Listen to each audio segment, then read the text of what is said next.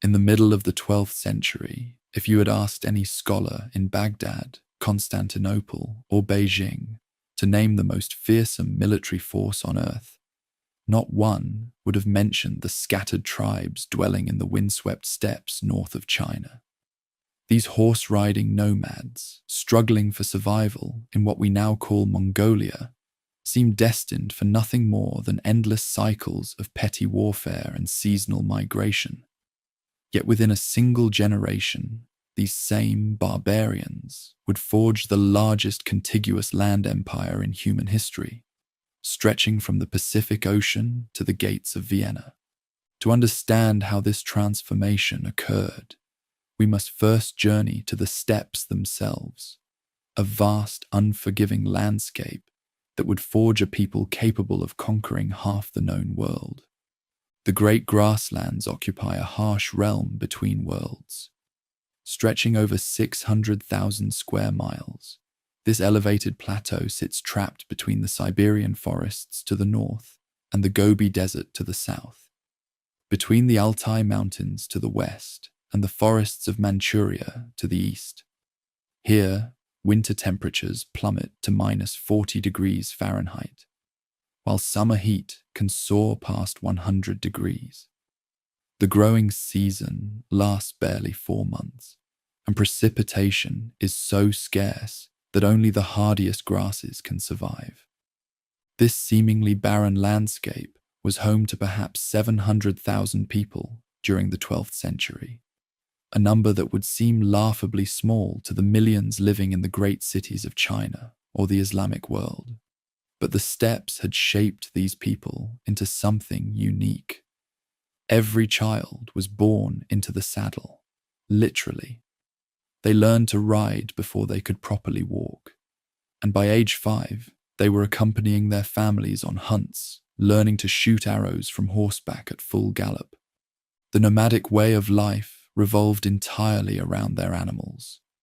Horses provided transportation, milk, and occasionally meat. Sheep and goats supplied wool, meat, and milk for cheese and airag, the fermented mare's milk that was both drink and sustenance. Camels carried the heaviest loads during migrations, while cattle provided leather and additional food. A family's wealth was measured not in land or gold, but in the size of their herds. This nomadic existence demanded constant movement. As seasons changed, entire tribes would pack their felt tents, called jers or yurts, and migrate hundreds of miles to find fresh pasture. These migrations were not random wanderings, but carefully planned movements following ancient routes, with different clans holding traditional rights to specific grazing areas.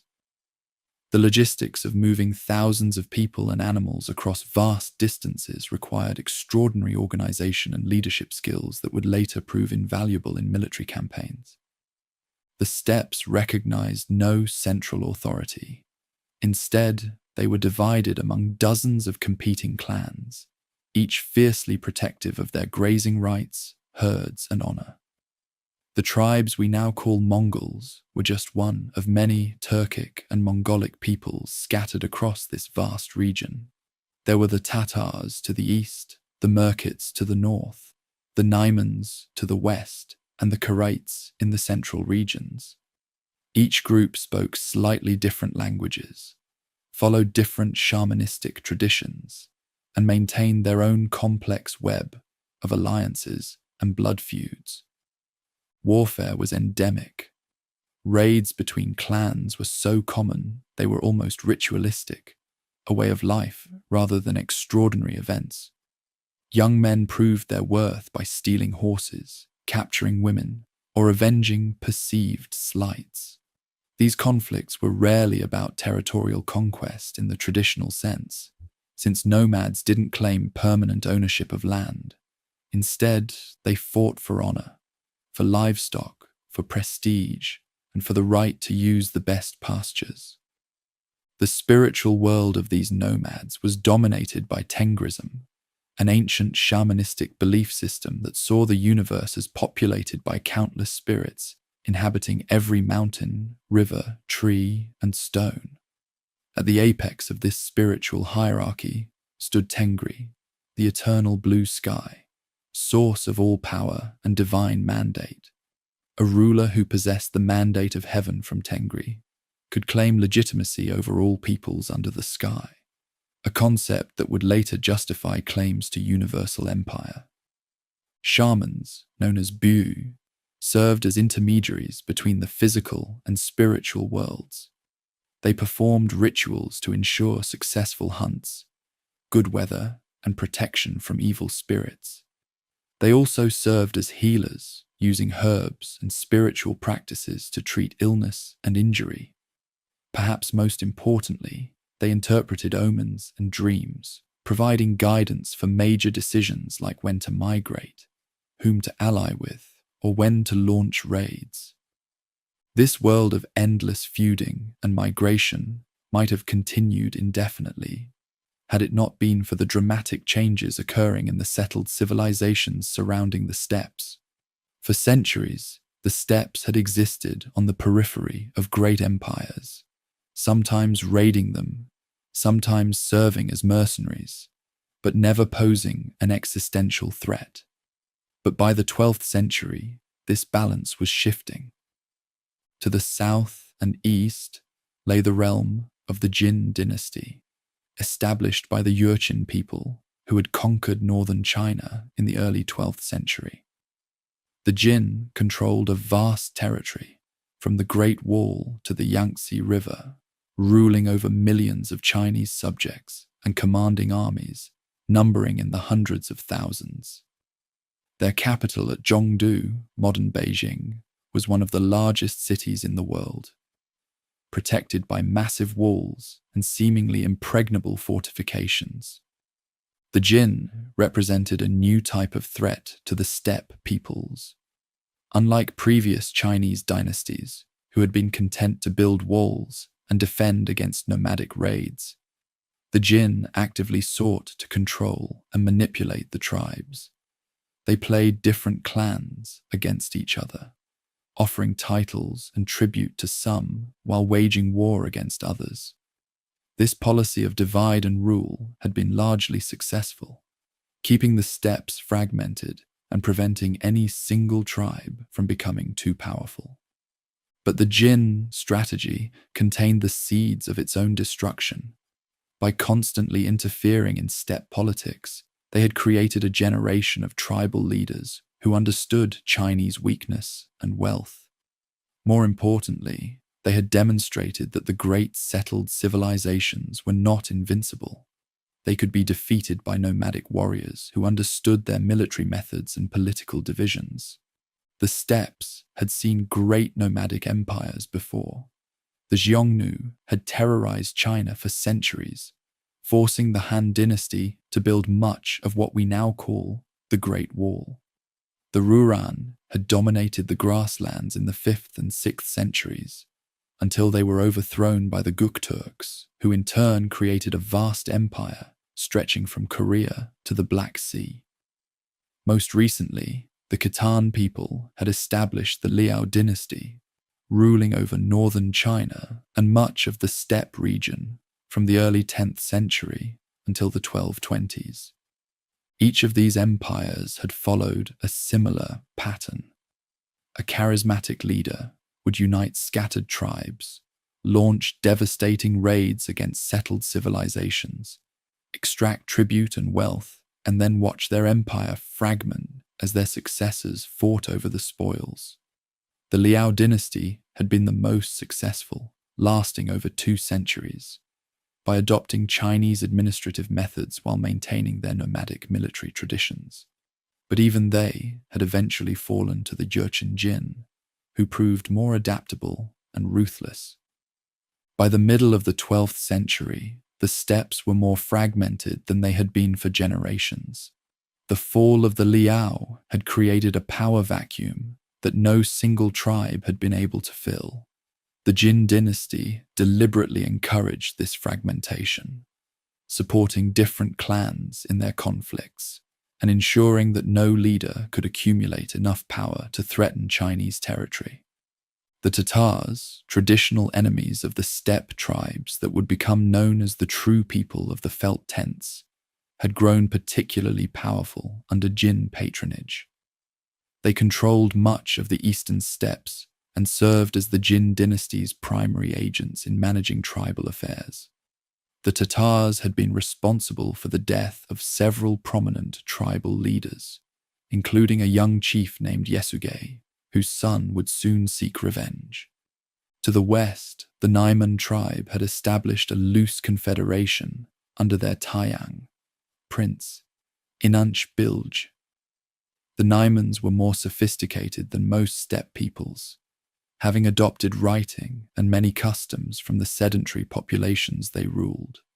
They considered themselves the rightful heirs to the old Turkic empires and looked down on the barbarous tribes to their east as inferior cousins unworthy of respect. In the central steppes, the Karites under Togrul Khan maintained an uneasy balance between Chinese and steppe influences. Many Karites had converted to Nestorian Christianity, a fact that would later lead to European legends about Prester John, a Christian king in the east. Togrul had been a blood brother to Yesuge and maintained friendly relations with various clans, but his loyalty was always conditional on political advantage. The Merkits controlled the forests and river valleys to the north, while smaller tribes like the Jadaran, Taichiud, and Besud occupied various territories throughout the region. Each group maintained its own traditions, alliances, and grievances, creating a complex web of relationships that changed constantly as fortunes rose and fell. Into this fractured world, around the year 1162, a child would be born who would transform not just the steppes, but the entire course of human history.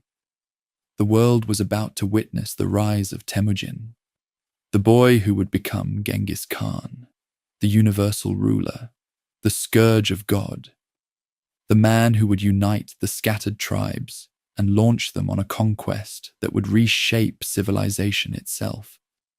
But in 1162, he was just another nomad child, born into a minor clan struggling for survival on the harsh steppes.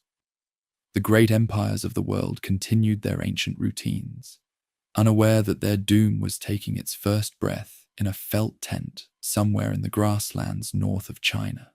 The storm that would devastate kingdoms and topple dynasties was gathering strength. But for now, it was just the wind whistling across the endless steppes, carrying the scent of horses and the promise of change. The child born in that felt tent around 1162 entered the world clutching a blood clot in his tiny fist. An omen, the shamans declared, that he would spill much blood in his lifetime. His father, Yesuge, chief of the Borjigin clan, named him Temüjin after a Tatar warrior he had recently captured. It was a name that would echo through history, though few could have imagined that this infant, born into a minor tribe struggling for survival, would one day rule an empire stretching from sunrise to sunset. Yesuge was a capable leader, but commanded only a few thousand followers scattered across the harsh landscape. The Borjigin were neither the strongest nor the wealthiest clan on the steppes, merely one family among many trying to carve out an existence in a world where survival depended on the strength of your sword arm and the loyalty of your followers. Yet Yesuge had ambitions beyond his modest circumstances, and he saw in his eldest son the potential for something greater. The boy's early years unfolded in the traditional pattern of nomadic life. He learned to milk mares before dawn, to read the sky for weather signs, and to distinguish the tracks of different animals in the grass. By age 4, he could stay mounted on a galloping horse, and by 6, he was hunting small game with a bow designed for his child-sized frame. But Temüjin's education extended beyond the practical skills of survival. Yesuge taught him the intricate web of tribal politics, the importance of honor and loyalty, and the bitter history of their enemies. particularly the Tatars who had killed many Borjigin warriors over the generations. When the boy reached 9 years old, Yasuge decided it was time to arrange his son's marriage, a crucial alliance that could strengthen the clan's position. They traveled to the territory of the Olkunut, where Yasuge had once found his own wife, Hoilun. There, they met Seichen, who had a daughter named Borte, barely a year older than Yasuge's eldest son. The negotiations were swift and successful. Borte was intelligent, strong-willed, and came from a respectable family. More importantly, the alliance would give the Borjigin access to new grazing lands and additional warriors. Following steppe custom, the young heir was left with his future father-in-law's family to work and learn their ways until the marriage could be consummated years later. For a boy accustomed to his father's authority and protection, this separation was both exciting and terrifying.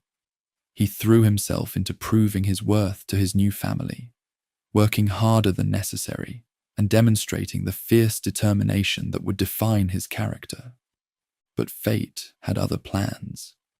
On his journey home, Yasuge encountered a group of Tatars who recognized him, despite his attempts to travel incognito. They invited him to share their meal, an invitation that could not be refused without deadly insult. The Tatars, remembering old grievances and seeing an opportunity for revenge, laced Yasuge's food with poison. He managed to reach home before the poison took full effect, but within 3 days, the chief of the Borjigin was dead, gasping out his final words as he urged his followers to bring his son home immediately. A messenger rode hard to the Olkunut territory, carrying news that would shatter the boy's childhood forever. At 10 years old, he found himself thrust into a position he was far too young to handle.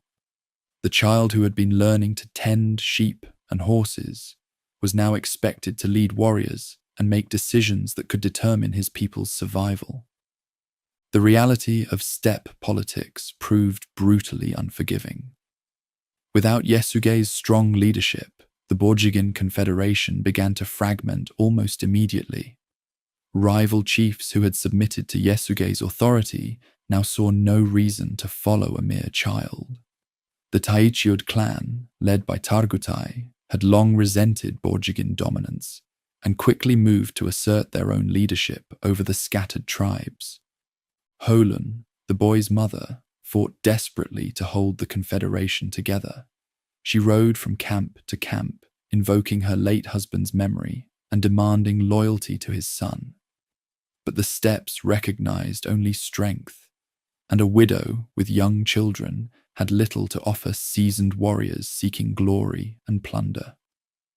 One by one, the clans that had followed Yasuge packed their belongings and rode away, taking their herds and their swords to serve other masters. The final blow came when Targutai publicly declared that the Borjigin were no longer fit to lead. In a deliberately humiliating gesture, he ordered Yasuge's family to leave the traditional camping grounds and find their own way in the wilderness. The boys who had expected to inherit his father's position found himself an exile at age 11, responsible for protecting his mother, his younger brothers Kasar, Kajun, and Temüjin, his half-brother Belgute, and his sister Temülün. The years that followed tested every fiber of Temujin's character. The family survived by foraging for roots and berries, catching fish in streams, and hunting small game with improvised weapons. They wore clothes made from the pelts of rats and marmots, and often went days without adequate food. Hoilun, once the wife of a chief, now grubbed in the dirt for wild onions and garlic, her hands cracked and bleeding from the harsh work.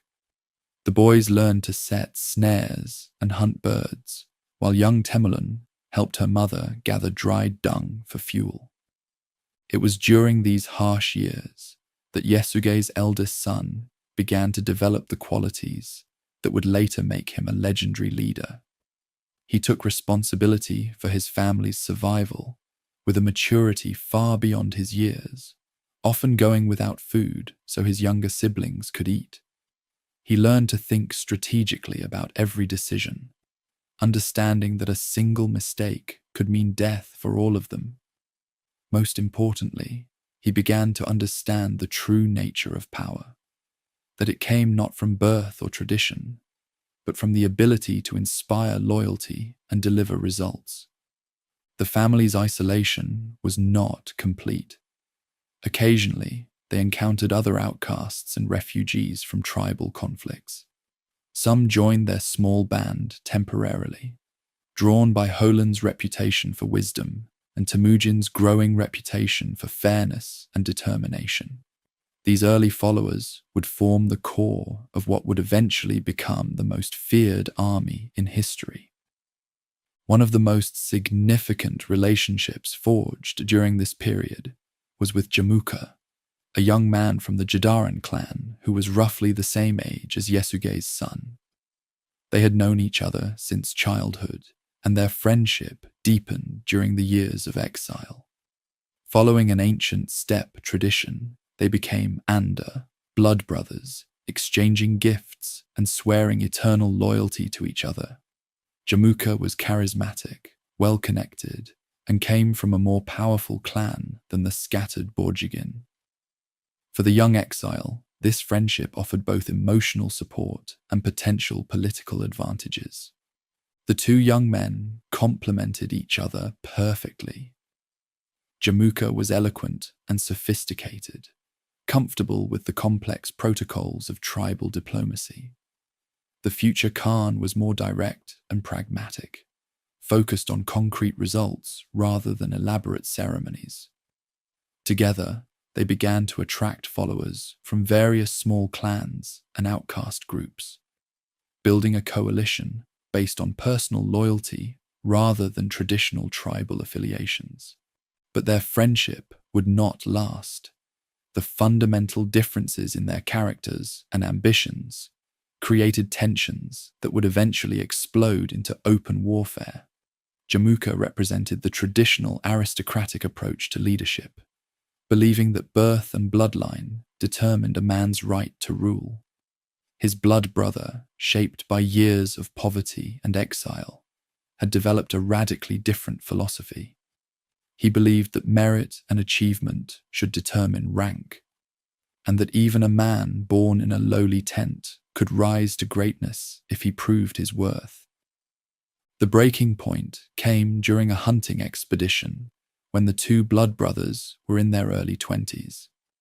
According to the secret history, the primary source for these events, a dispute arose over the division of hunting spoils. The disagreement itself was minor, but it revealed deeper conflicts about leadership and decision-making. Jamuka expected automatic deference based on his superior birth and connections. The son of Yesugei refused to submit, insisting that leadership should be earned, not inherited. That night, the young Borjigin made a decision that would change the course of history. Rather than continue in a subordinate role to his blood brother, he quietly gathered his most loyal followers, including his family and several minor chiefs who had grown tired of Jamuka's aristocratic pretensions, and departed under cover of darkness. It was both a betrayal of friendship and a declaration of independence. The boy who had once been an outcast was now ready to challenge the established order of the steppes. Word of the split spread quickly across the grasslands. Tribal leaders were forced to choose sides, and to everyone's surprise, many decided to follow the upstart rather than the well-connected Jamuka. They were drawn by his promise of a new kind of leadership, one based on merit rather than birth, where even common herders could rise to positions of authority if they proved their loyalty and skill. This appeal to meritocracy was revolutionary in steppe society. For centuries, leadership had been the exclusive province of noble bloodlines, with ordinary warriors having little hope of advancement regardless of their abilities. The young leader offered something different, a system where talent and dedication would be rewarded, where a man's worth would be measured by his actions rather than his ancestry. He began implementing this philosophy immediately. The future conqueror promoted capable warriors regardless of their origins, giving them responsibilities that would have been unthinkable under traditional clan structures. He established clear rules for the distribution of spoils from raids, ensuring that even the lowest-ranking warrior received his fair share.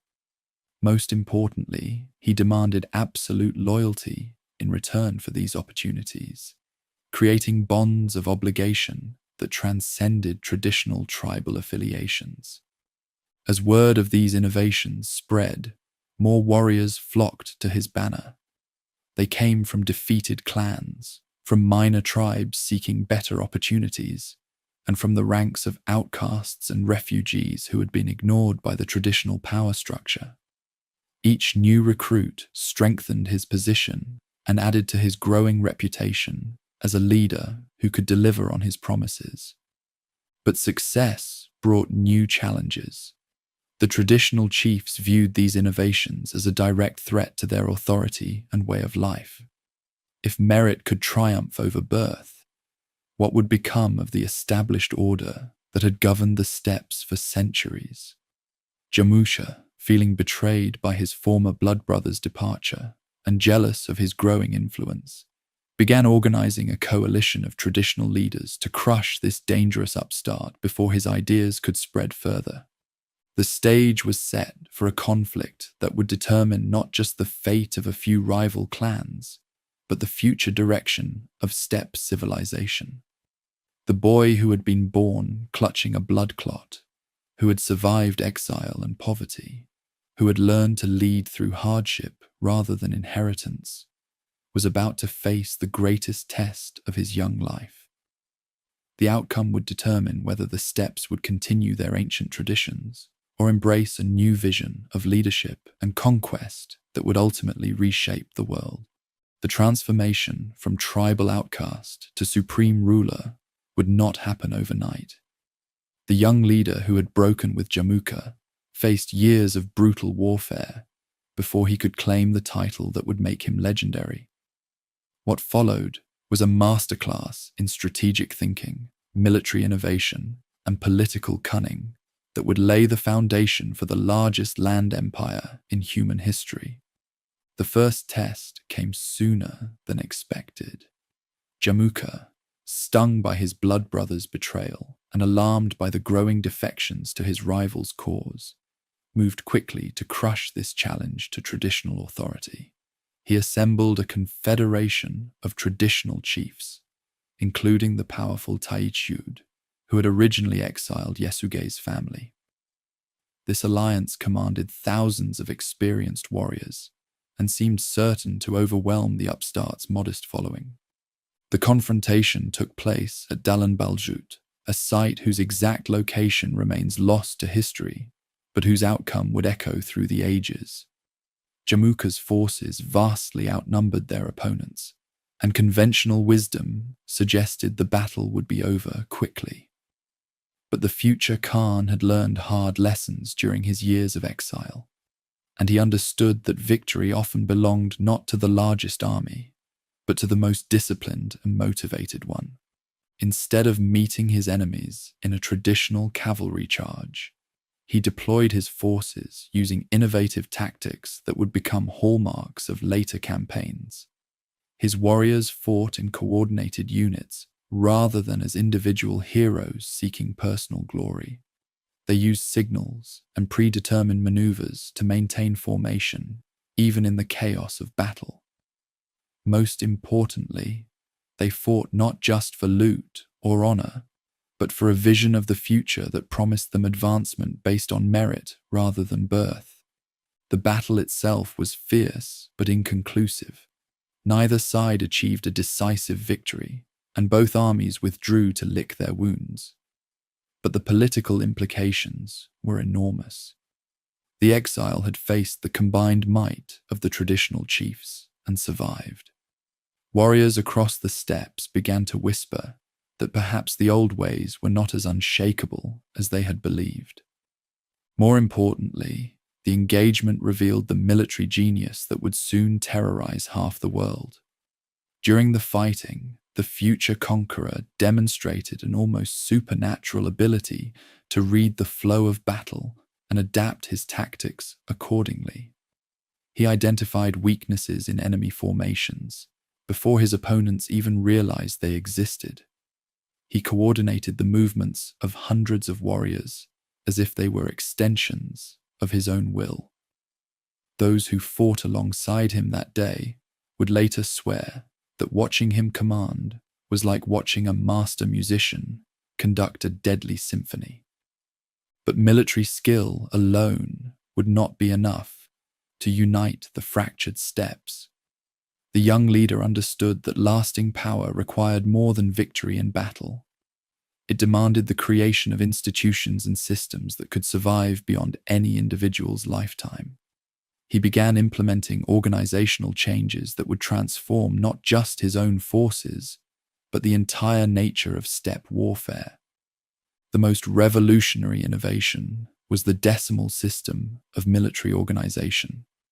Traditional tribal armies were organized around clan loyalties and family relationships, making them inherently unstable when different groups had conflicting interests. The new system divided all warriors into units of 10, 100, and 1,000, with promotions based on demonstrated competence rather than hereditary rank. A common herder who showed tactical brilliance could find himself commanding hundreds of men, while a noble who proved incompetent might find himself reduced to the ranks.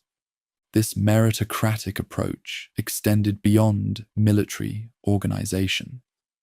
The emerging confederation began developing sophisticated systems for managing conquered territories, distributing resources, and maintaining communication across vast distances. The famous YAM system, a network of relay stations that would eventually span continents, had its origins in these early experiments with efficient administration. The innovations proved their worth when the Merkits launched a devastating raid against the growing confederation. These northern tribes had their own grievances against Yesugei's lineage, and they saw an opportunity to strike while their enemies were still consolidating power. They swept down from their forest strongholds, captured Borte, the future Khan's wife, and carried her off into captivity, along with substantial herds and many prisoners. The response revealed both the personal character and strategic thinking that would define later campaigns.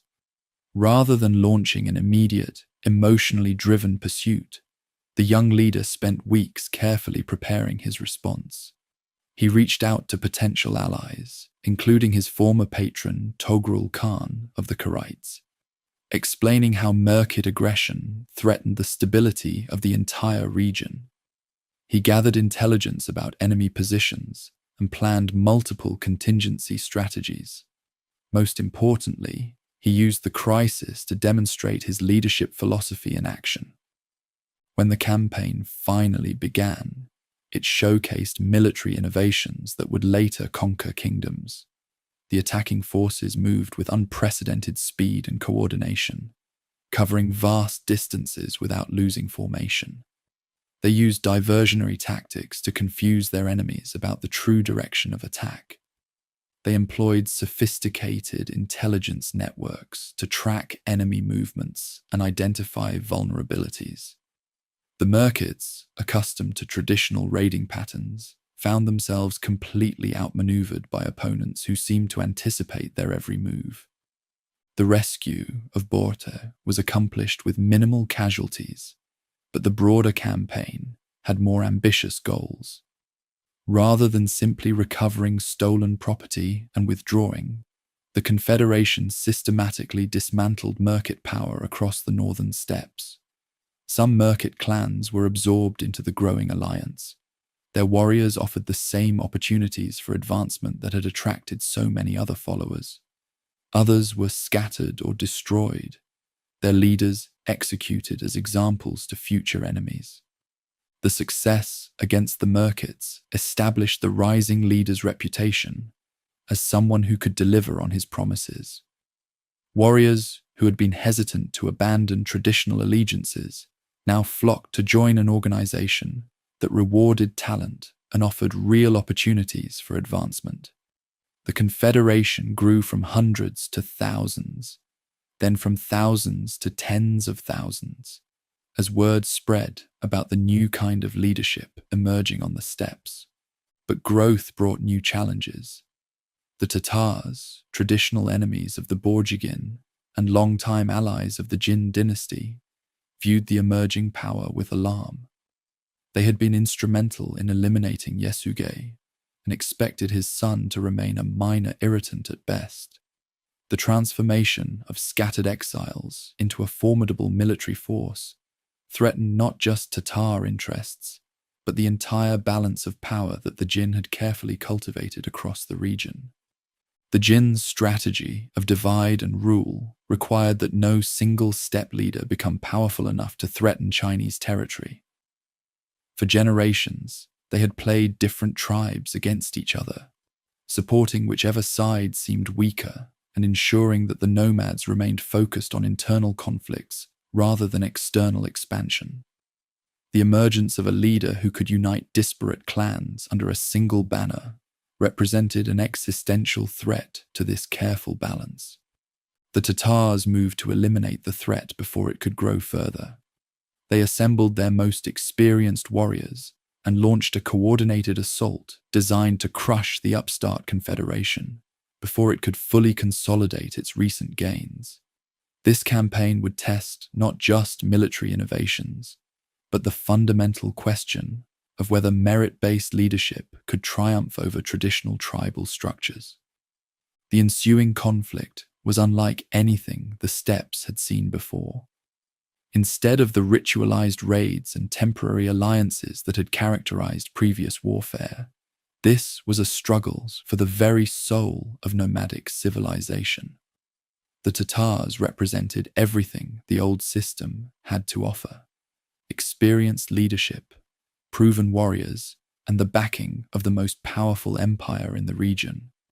Their opponents represented an untested vision of the future, led by a man who had learned his craft through hardship rather than inherited it through birth. The campaign unfolded across multiple fronts, with both sides seeking to gain decisive advantages through alliance building and strategic positioning. The future Khan demonstrated the diplomatic skills that would later prove as important as his military genius, forging agreements with smaller tribes who saw opportunity in backing the challenger rather than supporting the established order. He offered concrete benefits to potential allies, while simultaneously isolating his enemies through a combination of threats and inducements. The decisive engagement came when Tatar forces attempted to surprise their enemies during a seasonal migration. They planned to attack when the Confederation's warriors were scattered across vast distances, protecting herds and families, rather than concentrated for battle. It was a sound strategy that had worked countless times in previous conflicts, but it failed to account for the revolutionary changes in organization and communication that had transformed their opponents. Instead of finding scattered, vulnerable targets, the Tatar raiders encountered coordinated resistance that seemed to emerge from nowhere. The decimal organization system allowed for rapid concentration of forces at threatened points. The communication networks provided early warning of enemy movements. Most importantly, the merit-based command structure ensured that decisions were made by the most competent leaders rather than the most senior by birth. The Tatar defeat was so complete that it effectively ended their existence as an independent power. Their leaders were executed, their warriors absorbed into the growing confederation, and their name became a historical footnote. But the victory's significance extended far beyond the elimination of a single enemy. It demonstrated that the new system could not only survive challenges from traditional powers, but could decisively defeat them. The campaign against the Tatars also revealed the emergence of military leaders who would soon become legendary in their own right. Subutai, still a young man, but already displaying the tactical genius that would make him perhaps the greatest general in history, coordinated complex cavalry maneuvers that left enemies confused and demoralized. Jebe, whose name meant arrow, earned his reputation through feats of marksmanship and scouting that seemed almost supernatural. These men and others, like them, formed the core of what would soon become the most feared military machine on Earth. But even as military victories accumulated, the future conqueror understood that lasting power required more than battlefield success. He began implementing administrative reforms that would allow his confederation to govern conquered territories rather than simply raid them. Chinese advisors and engineers, captured during border conflicts or attracted by opportunities for advancement, introduced new technologies and organizational methods. The synthesis of nomadic military traditions with settled administrative practices created something entirely new, a system capable of both conquest and governance on an unprecedented scale. The transformation was becoming apparent to observers across the region. Diplomatic missions from various kingdoms began arriving at the Confederation's camps, seeking to understand and potentially ally with this emerging power. Trade routes that had been disrupted by constant raiding began operating more efficiently under the protection of forces that guaranteed safe passage in exchange for reasonable tribute. The chaos that had characterized the steppes for generations was giving way to a new kind of order. Yet the greatest challenges still lay ahead. The Confederation had proven itself against traditional tribal enemies. But the real test would come when it faced the organized armies and sophisticated fortifications of settled civilizations. The Jin dynasty, alarmed by reports of unification among their northern neighbors, began preparing for what seemed an inevitable confrontation. The stage was set for conflicts that would determine whether the innovations pioneered on the steppes could succeed against the military traditions of the world's most advanced civilizations. The young leader, who had once been an exile, was now poised to challenge empires. The organizational systems he had created were about to face their ultimate test. The warriors who had followed him from obscurity were preparing to assault walls that had never fallen to nomadic attacks. The world was about to discover whether the transformation that had begun in the felt tents of the steppes could reshape the destiny of kingdoms and dynasties that had endured for centuries. By 1206, the scattered tribes of the steppes had been forged into a unified force under a single banner. In a great assembly called a Kurultai, the assembled chiefs proclaimed their leader, Genghis Khan, the universal ruler. The boy who had clutched a blood clot at birth, who had survived exile and poverty, who had learned to lead through merit rather than inheritance, now commanded the loyalty of virtually every warrior between the Altai Mountains and the forests of Manchuria. But this was only the beginning. The true test of his revolutionary system would come when it faced the armies and fortifications of the world's great civilizations. The death of the great Khan in 1227 created the first succession crisis in the young empire's history. Following steppe tradition, a Kurultai was convened to select the new leader from among Genghis Khan's sons. The choice fell upon Ogedei, the third son, whose combination of administrative skill and diplomatic temperament made him seem best suited to govern an empire that had grown far beyond its nomadic origins. Ogedei's selection was not accidental. Unlike his older brother, Yoshi, whose legitimacy was questioned due to circumstances surrounding his birth, or Chagatai, whose rigid adherence to traditional law made him unsuitable for governing diverse populations. Ogedei possessed the flexibility and vision necessary to transform a confederation of tribes into a true empire. He understood that conquest was only the first step. Lasting power required the creation of institutions that could administer vast territories and diverse peoples. The new Great Khan inherited more than just military might. His father had begun the process of transforming nomadic raiders into imperial administrators, but this work was far from complete. Chinese engineers and bureaucrats had been incorporated into the growing confederation, bringing with them sophisticated techniques for siege warfare, urban planning, and territorial governance. Persian and Central Asian merchants had established trade networks that linked the steppes to markets across Eurasia. The challenge now was to synthesize these diverse elements into a coherent system of imperial rule. One of Ogedei's first priorities was the completion of his father's unfinished campaigns.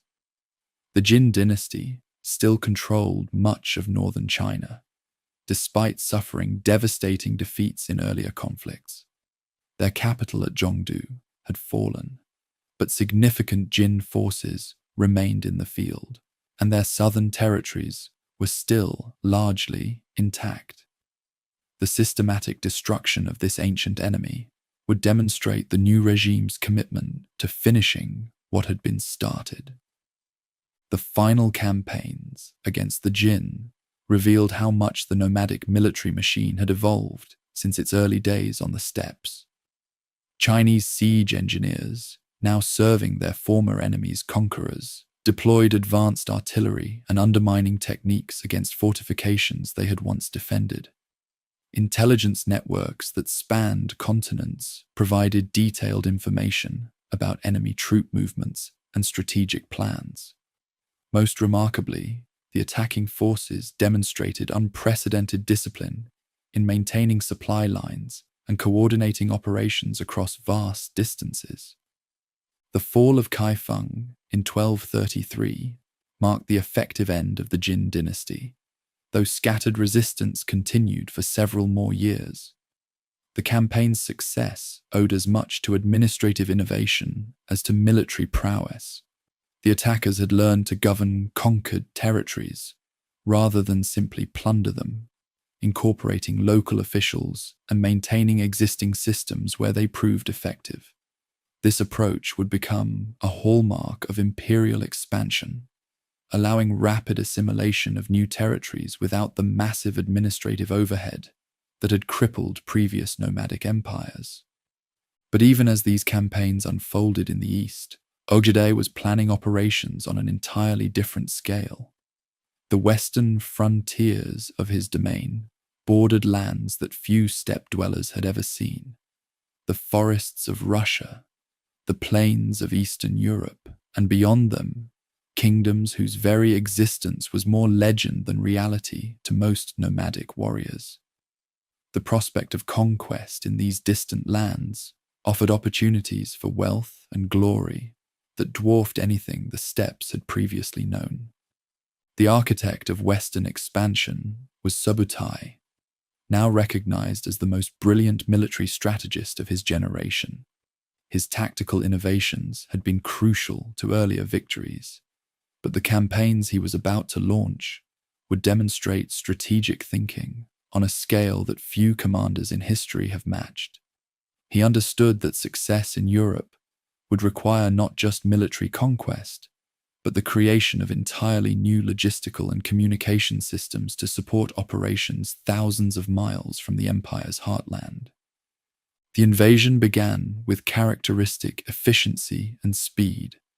Russian principalities, accustomed to fighting each other in small-scale conflicts, found themselves facing coordinated attacks by forces that seemed to appear from nowhere and disappear just as quickly.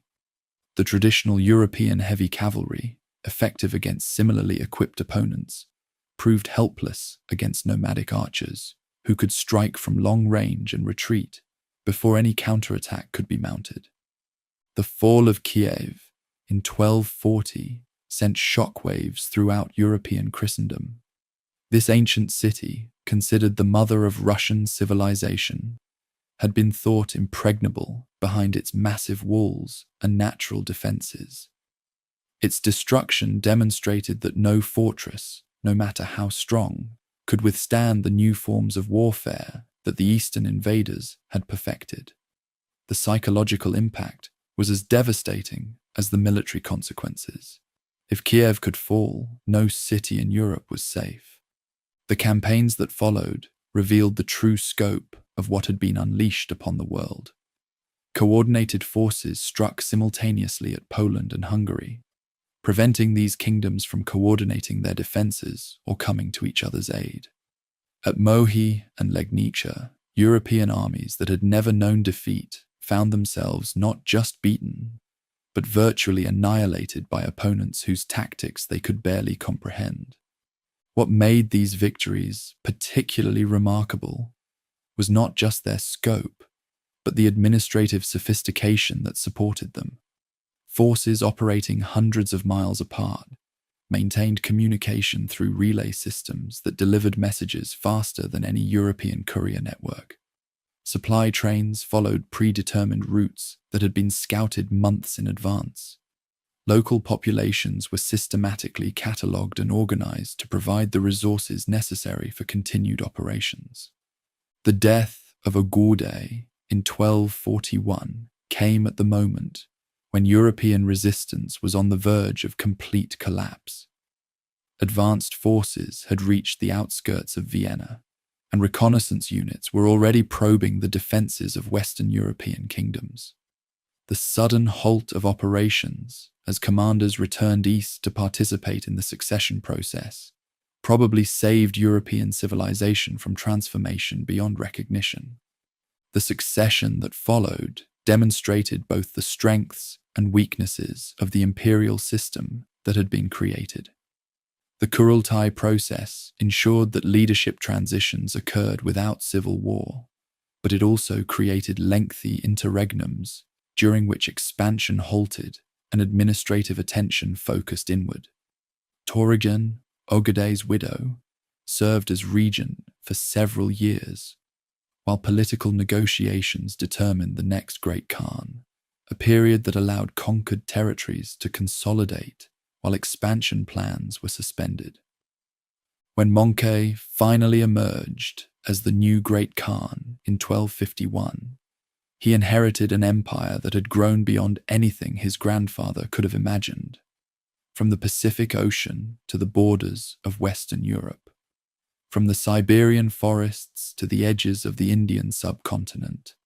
A single political entity now governed territories and peoples that had never before been united under common rule. The challenge was no longer conquest, but the far more complex task of creating lasting institutions that could govern this unprecedented domain. Mongke brought to this challenge the systematic approach that had characterized his family's rise to power. He initiated the first empire-wide census, a massive undertaking that required the development of new administrative techniques and the training of thousands of officials. This project was more than just an exercise in bureaucracy. It was an attempt to understand and organize the human and material resources of the largest political entity in history. The census revealed the true scope of what had been accomplished. The empire now controlled populations that numbered in the tens of millions, speaking hundreds of languages and following dozens of different religious traditions. It commanded resources that ranged from the furs of Siberian forests to the spices of Central Asian oases, from the manufactured goods of Chinese workshops to the precious metals of Persian mines.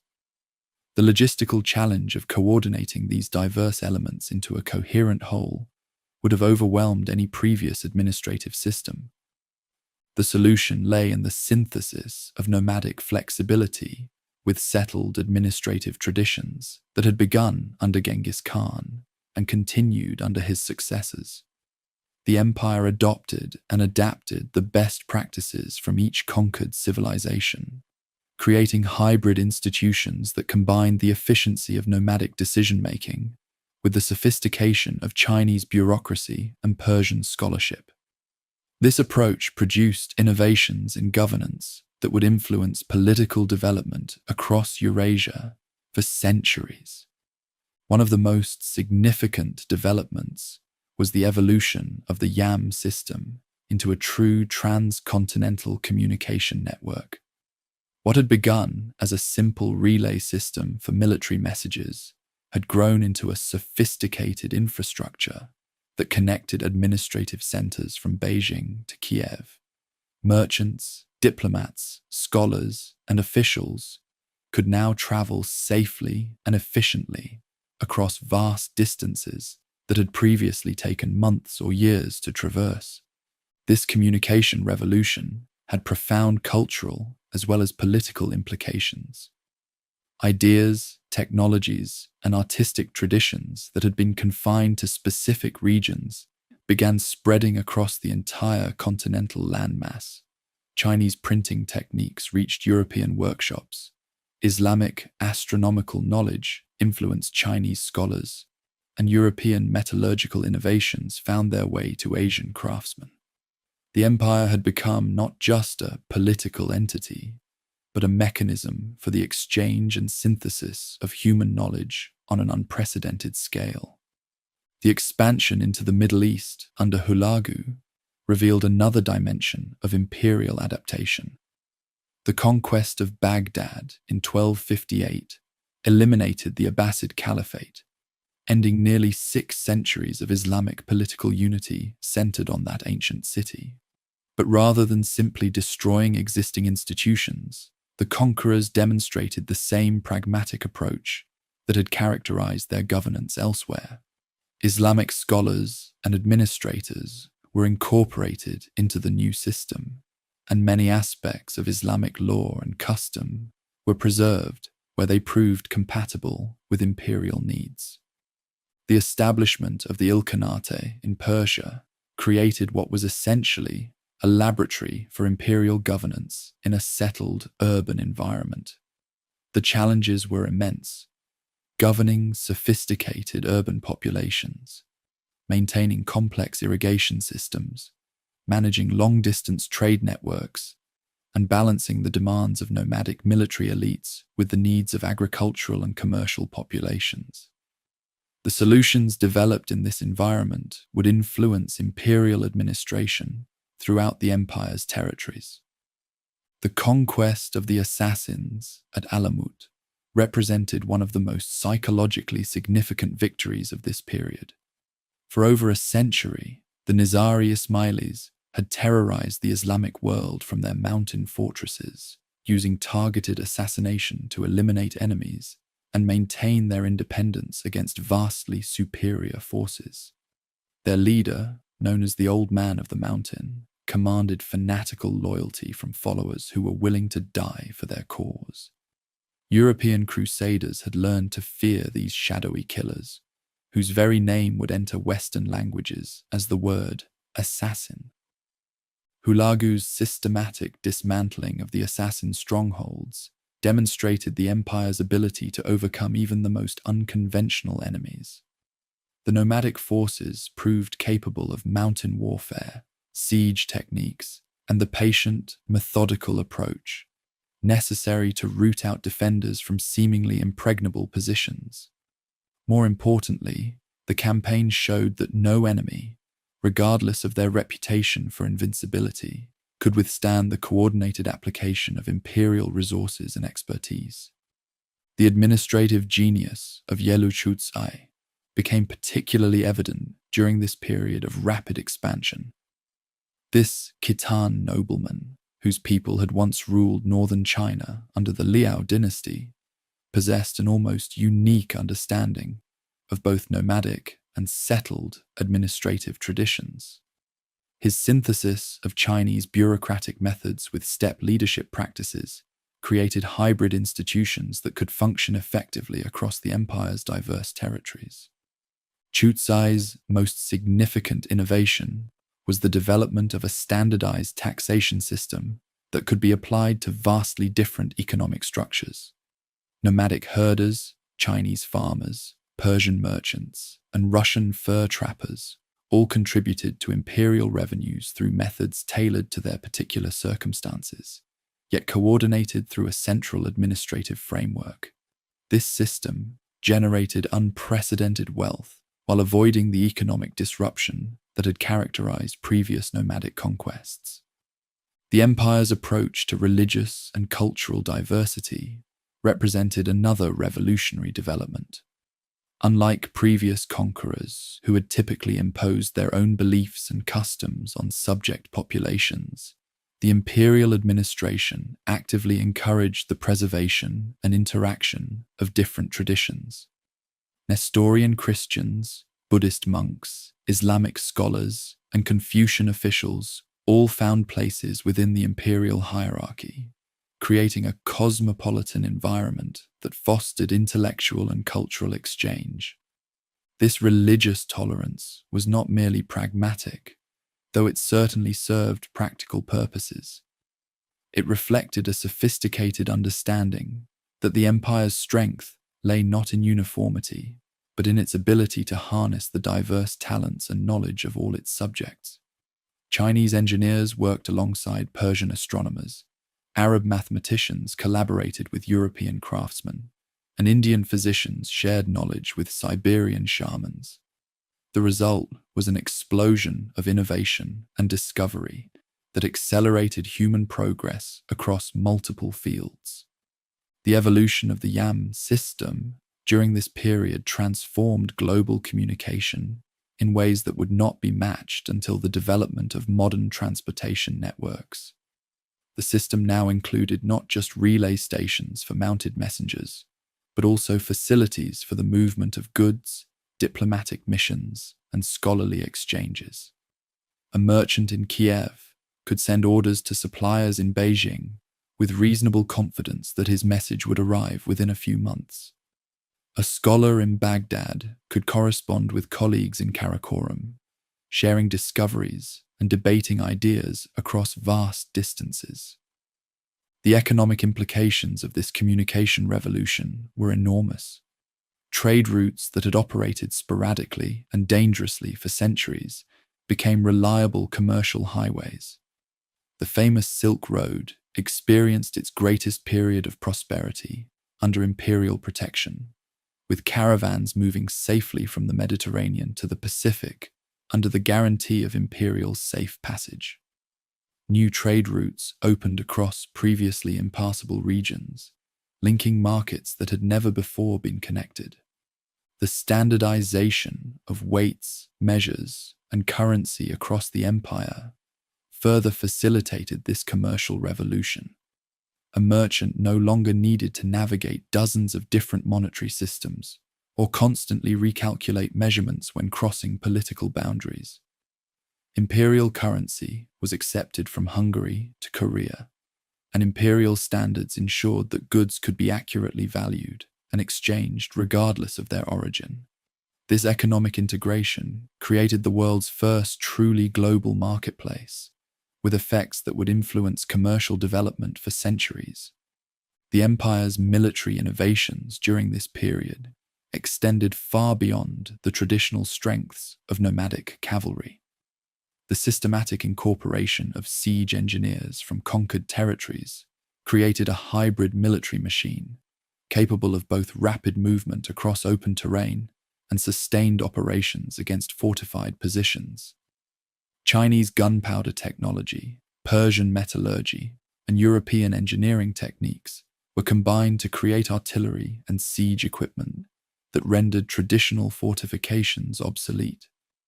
The development of naval capabilities represented an entirely new direction for a power that had originated on the grasslands. The conquest of the Song dynasty in southern China brought with it a sophisticated naval tradition and extensive shipbuilding facilities. Imperial forces learned to operate river fleets, coastal squadrons, and eventually ocean-going expeditions. The failed invasions of Japan, while ultimately unsuccessful, demonstrated the empire's willingness to master entirely new forms of warfare in pursuit of its strategic objectives. Intelligence gathering and espionage networks reached levels of sophistication that would not be matched by European powers for centuries. The empire maintained detailed information about the military capabilities, political situations, and economic resources of kingdoms far beyond its borders. Diplomatic missions often served as cover for intelligence operations, while merchant networks provided continuous updates on political and economic developments across Eurasia. The integration of conquered populations into imperial military forces represented another significant innovation. Unlike previous nomadic confederations that had relied primarily on tribal warriors, the mature empire actively recruited and trained soldiers from all its territories. Chinese infantry, Persian cavalry, Russian archers, and European engineers all served under imperial banners, creating truly international armies that combined the best military traditions from across the known world. The role of women in imperial administration during this period deserves particular attention. Sorkak Tani, the wife of Tolui, and mother of both Monkey and Kublai Khan, wielded enormous influence behind the scenes, coordinating political alliances and managing vast territories during the succession crises that followed Ogeday's death. Her Nestorian Christian faith and sophisticated education allowed her to serve as a bridge between different cultural communities within the empire. Temüjin's regency demonstrated that women could effectively govern at the highest levels of imperial administration. During her rule, she maintained stability across vast territories, managed complex diplomatic relationships with foreign powers, and oversaw the continued expansion of imperial influence. Her success paved the way for other women to assume positions of authority throughout the imperial hierarchy, creating opportunities for female leadership that were unprecedented in most contemporary societies. The empire's approach to urban planning and infrastructure development transformed cities across Eurasia. Karakorum, the imperial capital, became a cosmopolitan center that housed representatives from every major civilization. The city's markets featured goods from across the known world. Its workshops combined techniques from different traditions, and its population included speakers of dozens of languages. Similar transformations occurred in other major cities, as imperial investment and international connections stimulated unprecedented growth and development. The preservation and transmission of knowledge represented one of the empire's most lasting contributions to human civilization. Imperial libraries collected manuscripts in every available language, creating repositories of human knowledge that dwarfed anything previously assembled. Scholars were actively recruited from conquered territories and encouraged to continue their research under imperial patronage. Translation projects made texts available in multiple languages, facilitating the exchange of ideas across cultural and linguistic boundaries. By the middle of the 13th century, what had begun as a confederation of nomadic tribes had evolved into something entirely new in world history. The empire was neither purely nomadic nor purely settled, neither purely military nor purely administrative. It was a hybrid entity that combined elements from every major civilization it had encountered, creating institutions and practices that were uniquely suited to governing the diverse populations and territories it had assembled. The transformation was perhaps most visible in the emergence of the four great Khanates that would define the empire's mature period: the Yuan dynasty in China, the Ilkhanate in Persia, the Golden Horde in Russia and Eastern Europe, and the Chagatai Khanate in Central Asia. Each developed distinctive characteristics suited to their particular territories and populations, while maintaining connection to the broader imperial system through family ties, diplomatic relations, and shared administrative practices. This division represented both the culmination of imperial expansion and the beginning of its transformation into something even more complex. The empire had grown beyond the point where it could be effectively governed as a single unit, but the connections between its components remained strong enough to maintain coordination and cooperation on matters of mutual interest. The result was a unique form of political organization that combined the advantages of local autonomy with the benefits of participation in a larger system. The achievements of this period would have been impressive by any standard, but they were particularly remarkable given the speed with which they had been accomplished. In less than half a century, a group of nomadic tribes had created administrative systems, communication networks, and governmental institutions that rivaled those of civilizations that had been developing for thousands of years. The transformation demonstrated not just the military capabilities that had made conquest possible, but the intellectual and organizational flexibility that made lasting governance achievable. Yet even as these remarkable achievements were being consolidated, new challenges were emerging that would test the empire's continued evolution. The sheer scale of the territories under imperial control created administrative burdens that strained even the most sophisticated governmental systems. Cultural and religious differences that had been manageable when conquest was the primary focus became more problematic as the emphasis shifted toward long-term governance.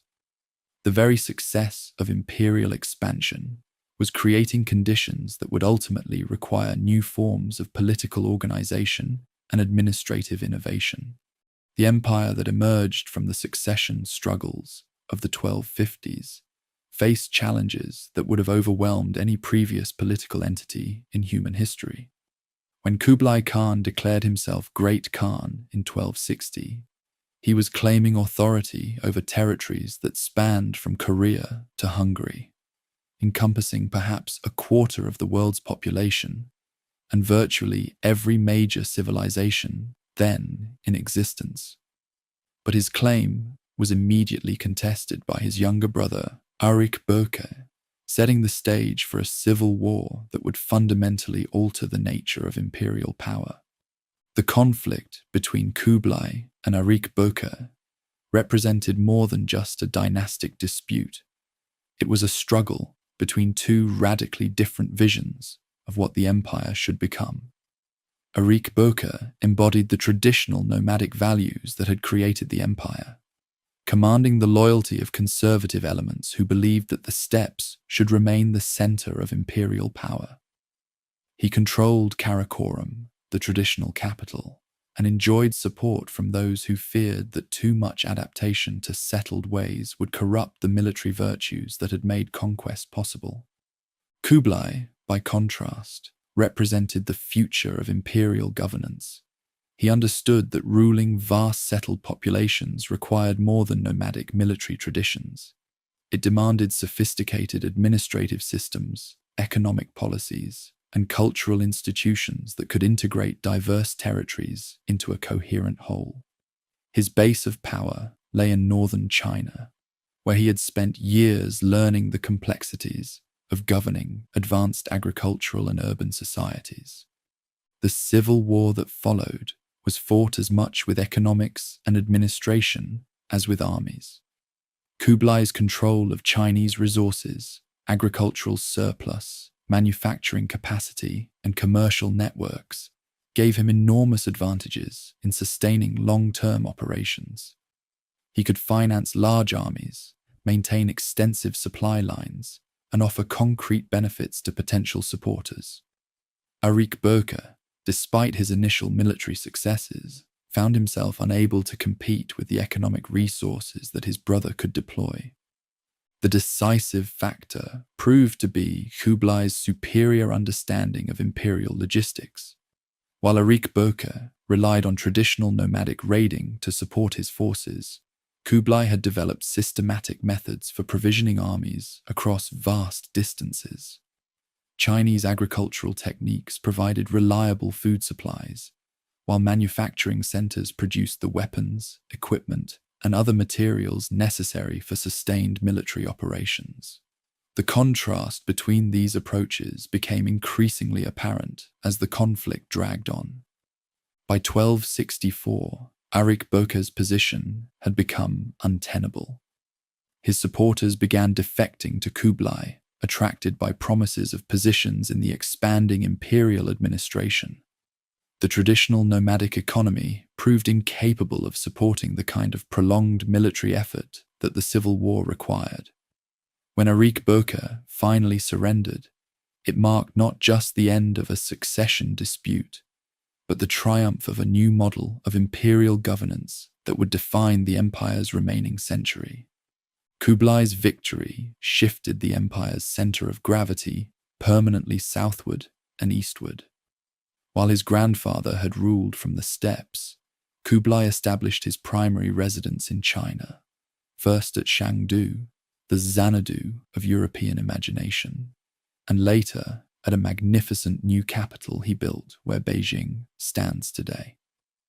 This geographic shift reflected a fundamental change in imperial priorities, from conquest and expansion to consolidation and governance.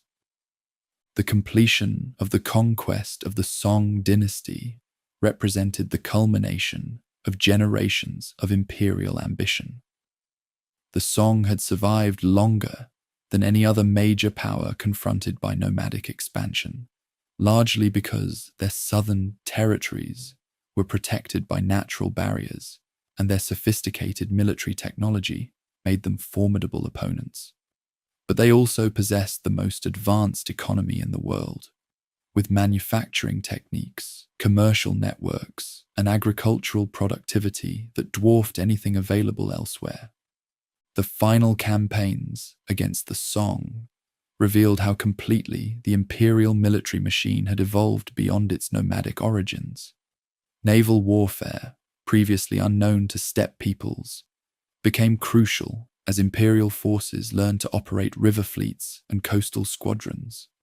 Chinese engineers developed new siege techniques, specifically designed to overcome Song fortifications, while imperial administrators implemented systematic policies for governing conquered territories without disrupting their economic productivity.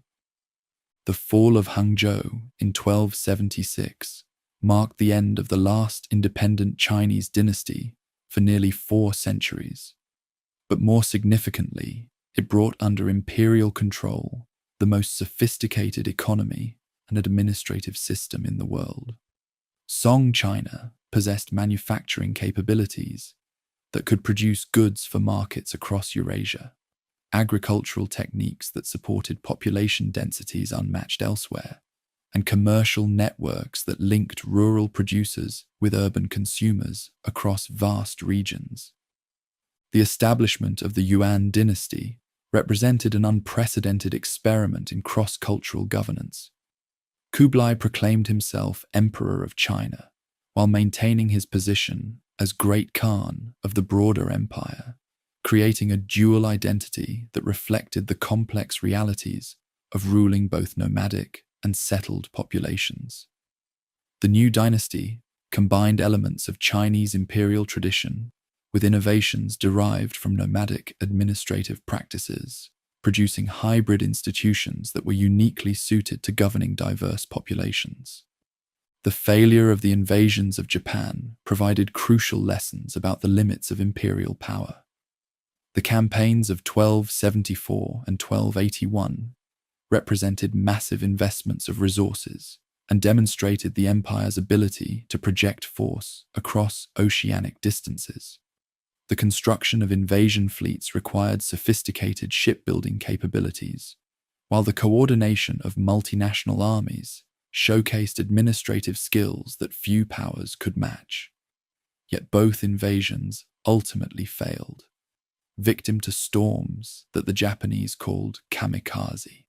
divine winds that protected their islands from foreign conquest. These failures were instructive precisely because they revealed the boundaries of what even the most powerful empire could accomplish. The typhoons that destroyed the invasion fleets were natural phenomena beyond human control, but they also highlighted the enormous logistical challenges of conducting overseas operations with 13th century technology. The empire could dominate continental land masses, but oceanic expansion required capabilities that would not be available for several more centuries. The campaigns in Southeast Asia produced similarly mixed results, though for different reasons. Vietnam, Burma, and Java all experienced imperial invasions, but none were fully integrated into the empire, despite significant military efforts. These territories possessed difficult terrain, tropical diseases that devastated northern armies, and populations with long traditions of resistance to foreign conquest. The empire learned that some regions were simply too costly to conquer and govern effectively, leading to a more selective approach to expansion. Kublai's court became the most cosmopolitan center in the medieval world, attracting visitors, scholars, and merchants from every known civilization. The famous journey of Marco Polo, while perhaps the best documented, was merely one example of the international exchanges that characterized this period.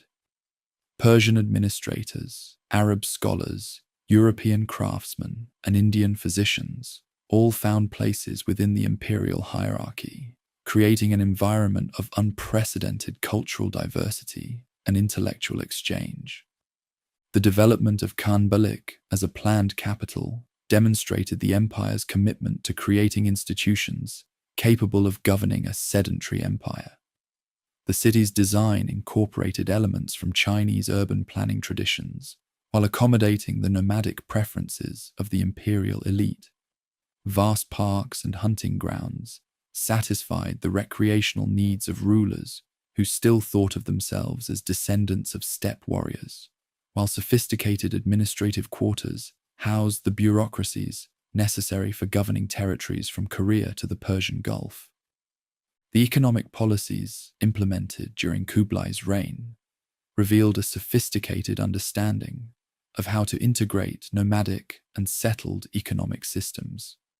The empire maintained the traditional nomadic emphasis on pastoral production, while also promoting agricultural development, manufacturing, and long-distance trade. Chinese agricultural techniques were adapted to nomadic territories, while nomadic organizational methods improved the efficiency of agricultural operations in settled regions. The introduction of paper money represented one of the most innovative features of imperial economic policy. While paper currency had existed in China for centuries, the empire extended its use across much larger territories and backed it with the resources of multiple economies. Imperial paper money was accepted from Hungary to Korea, facilitating trade and economic integration on a scale that would not be matched until the development of modern international monetary systems. The religious policies of Kublai's court reflected the empire's commitment to cultural tolerance and integration. Buddhism, Taoism, Confucianism, Christianity, and Islam all received imperial patronage, while traditional shamanic practices continued to influence court rituals and decision-making. This religious pluralism was not merely pragmatic, it reflected a sophisticated understanding that the empire's strength lay in its ability to harness the diverse talents and knowledge of all its subjects. The scholarly achievements of this period were remarkable by any standard. Imperial patronage supported the compilation of historical records, the translation of texts between different languages, and the development of new technologies that combined knowledge from multiple traditions. Chinese printing techniques were used to reproduce Islamic astronomical texts, while Persian mathematical knowledge influenced Chinese engineering projects. The result was an acceleration of human knowledge that would influence development across Eurasia for centuries. The empire's approach to legal systems demonstrated similar innovation and flexibility. Rather than imposing a single legal code across all territories, imperial administrators developed hybrid systems that incorporated elements from different legal traditions. Chinese administrative law, Islamic commercial regulations, and traditional steppe justice all contributed to legal frameworks that were tailored to specific regional circumstances while maintaining overall coherence. The development of educational institutions under imperial patronage created new opportunities for advancement based on merit rather than birth.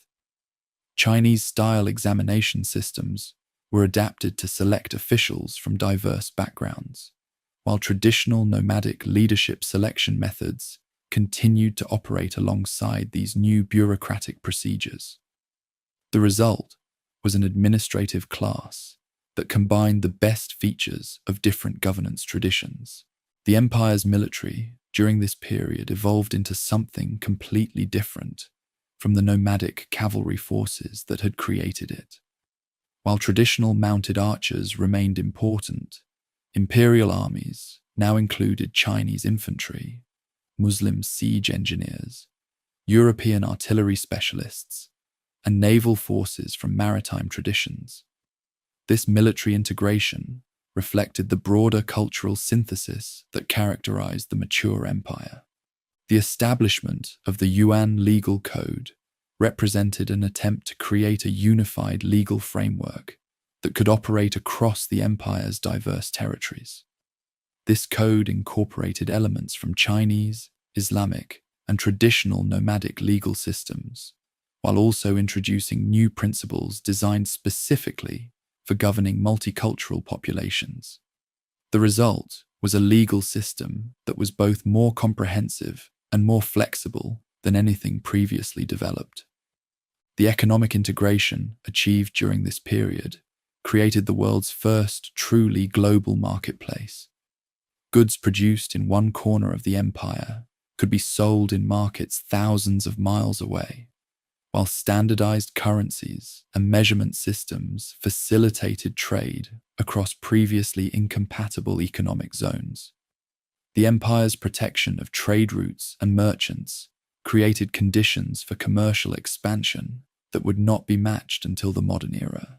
Yet even as these remarkable achievements were being consolidated, structural problems were emerging that would ultimately prove fatal to imperial unity. The empire had grown beyond the point where it could be effectively governed as a single entity, despite the sophisticated administrative systems that had been developed. Communication delays across continental distances made coordinated policy implementation increasingly difficult, while cultural and economic differences between regions created tensions that central authority could not easily resolve. The succession problems that would follow Kublai's death were already becoming apparent during his lifetime. The empire's success had created a ruling class with interests that were increasingly divergent from those of the imperial center. Regional administrators developed loyalties to their territories that sometimes conflicted with broader imperial objectives, while the various khanates began pursuing independent policies that reflected their particular circumstances rather than empire-wide strategic considerations. The financial costs of maintaining the imperial system were becoming increasingly burdensome. The elaborate court, massive bureaucracy, and extensive military forces required enormous resources that strained even the empire's vast economic base. The failed invasions of Japan and Southeast Asia had consumed resources without producing compensating benefits, while the costs of maintaining unity across such vast territories continued to escalate. By the 1390s, it was becoming clear that the empire faced fundamental challenges that could not be resolved through administrative innovation alone. The very success of imperial expansion had created conditions that made continued unity increasingly difficult to maintain. The stage was set for the fragmentation that would characterize the empire's final century. Though few contemporary observers could have predicted the speed with which imperial unity would collapse after Kublai's death in 1294. The death of Kublai Khan in 1294 marked the beginning of the end for the unified empire that had dominated Eurasia for nearly a century. Within decades, the vast territories that had been held together by the force of imperial will and the efficiency of nomadic administration would fragment into competing kingdoms, each pursuing its own interests and gradually losing the characteristics that had made the original conquest possible. The succession crisis that followed Kublai's death revealed how completely the empire had been transformed by its own success. The traditional Kurultai system, which had once unified the steppes under a single leader, proved inadequate for selecting rulers capable of governing the complex, multicultural entity that the empire had become. Regional interests had grown stronger than imperial loyalty, and the various khanates increasingly viewed themselves as independent powers rather than components of a larger whole. In China, Kublai's successors faced challenges that would have overwhelmed even the most capable administrators. The Yuan dynasty had never fully integrated with Chinese society, remaining essentially a foreign occupation government that ruled through a combination of military force and administrative efficiency.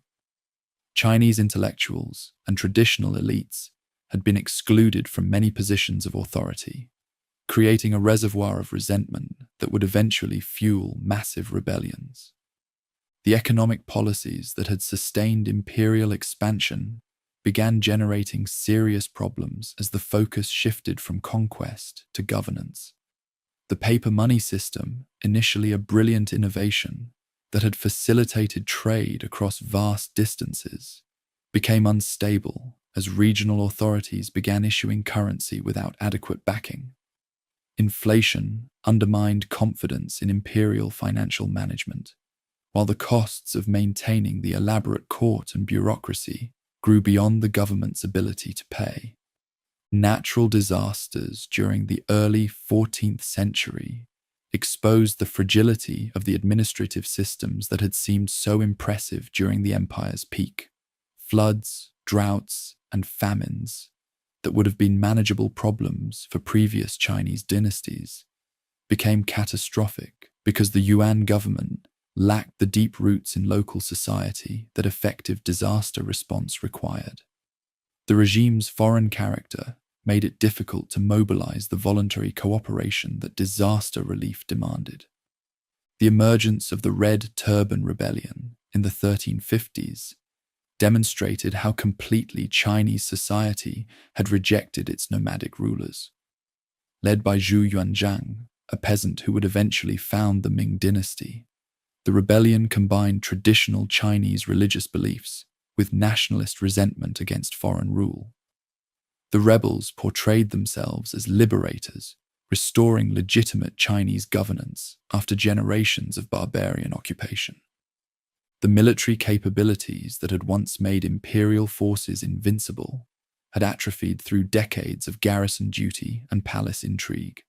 The descendants of the warriors who had conquered half the world had become court officials, more concerned with bureaucratic advancement than military effectiveness.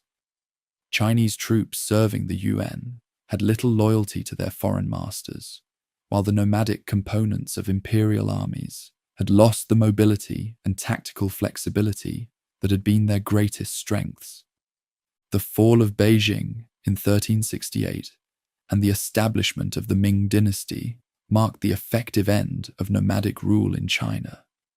Zhu Yuanzhang, now the Hongwu emperor, systematically dismantled the institutions that had sustained Yuan authority. Foreign administrators were expelled or executed, nomadic military units were disbanded, and Chinese cultural traditions were aggressively promoted as alternatives to the cosmopolitan synthesis that had characterized the imperial period. The retreat of Yuan forces to the steppes represented more than just a military defeat. It was a repudiation of the entire imperial project. The dream of uniting nomadic and settled civilizations under a single government had failed, victim to cultural tensions that no amount of administrative innovation could resolve. The remnant Yuan state that survived in the steppes would endure for several more centuries, but it was a shadow of the empire that had once ruled from Korea to Hungary.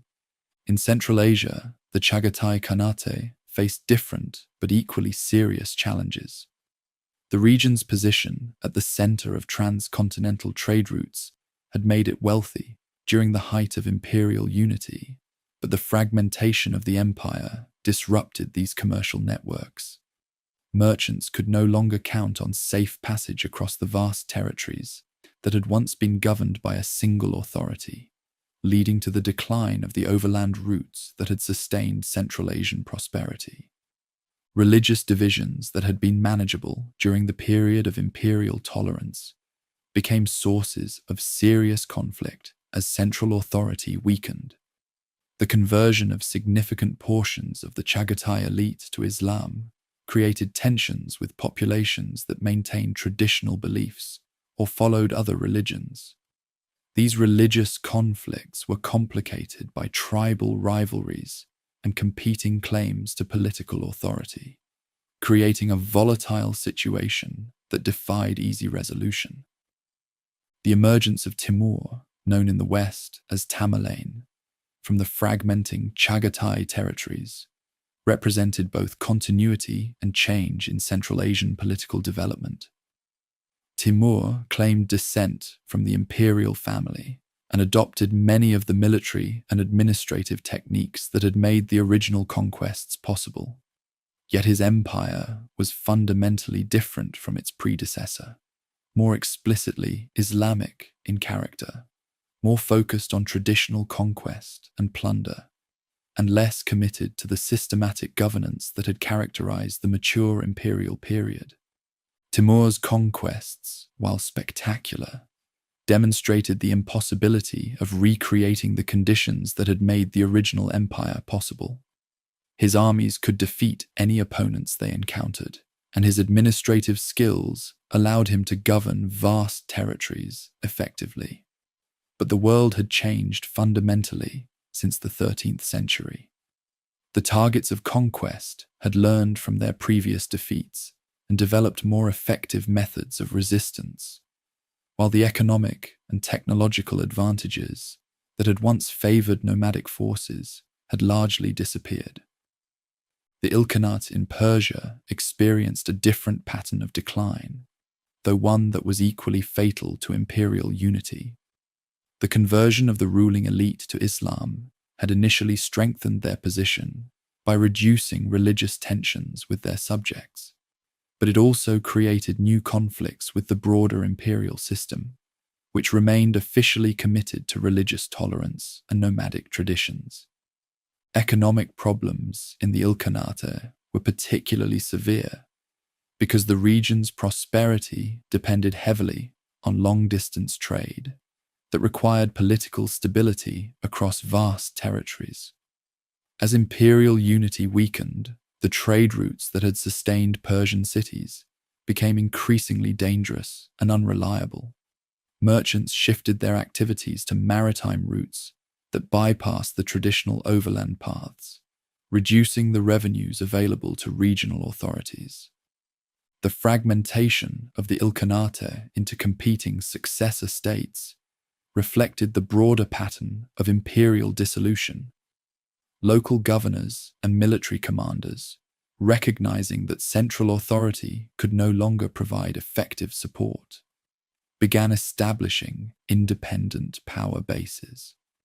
These successor states often adopted the administrative techniques and cultural policies of the imperial period, but they lacked the resources and territorial scope necessary to maintain the standards of governance that had characterized the mature empire. The Black Death, which reached the former imperial territories in the 1340s, delivered a devastating blow to populations that were already weakened by political instability and economic decline. The disease spread rapidly along the trade routes that had once been the empire's greatest strength, demonstrating how completely the political fragmentation had disrupted the public health measures that effective governance required. The Golden Horde in Eastern Europe faced unique challenges related to its position on the frontier between nomadic and settled civilizations. The Horde had never fully committed to either lifestyle, maintaining nomadic military traditions while also governing settled agricultural populations. This hybrid approach had been successful during the period of imperial expansion, but it became problematic as external pressures mounted and internal conflicts intensified. The rise of Muscovy represented the most serious long-term threat to the Golden Horde's position. The Russian principalities had initially been devastated by the original conquests, but they had gradually rebuilt their strength while adapting many of the administrative and military techniques they had learned from their conquerors. By the 14th century, Moscow was emerging as a regional power capable of challenging nomadic authority. The Battle of Kulikovo in 1380 marked a psychological turning point in the relationship between the Golden Horde and its Russian subjects. While the nomadic forces ultimately recovered from this defeat and reasserted their authority temporarily, the battle demonstrated that Russian resistance was becoming increasingly effective. The balance of power that had sustained nomadic rule for over a century was shifting decisively in favor of the settled populations. The internal divisions within the Golden Horde accelerated its decline during the 15th century. Competition between different claimants to leadership created civil wars that weakened the state's military effectiveness and administrative capacity. These conflicts were complicated by religious tensions, as Islamic influences from Central Asia competed with traditional shamanic beliefs and Orthodox Christian influences from the subject populations.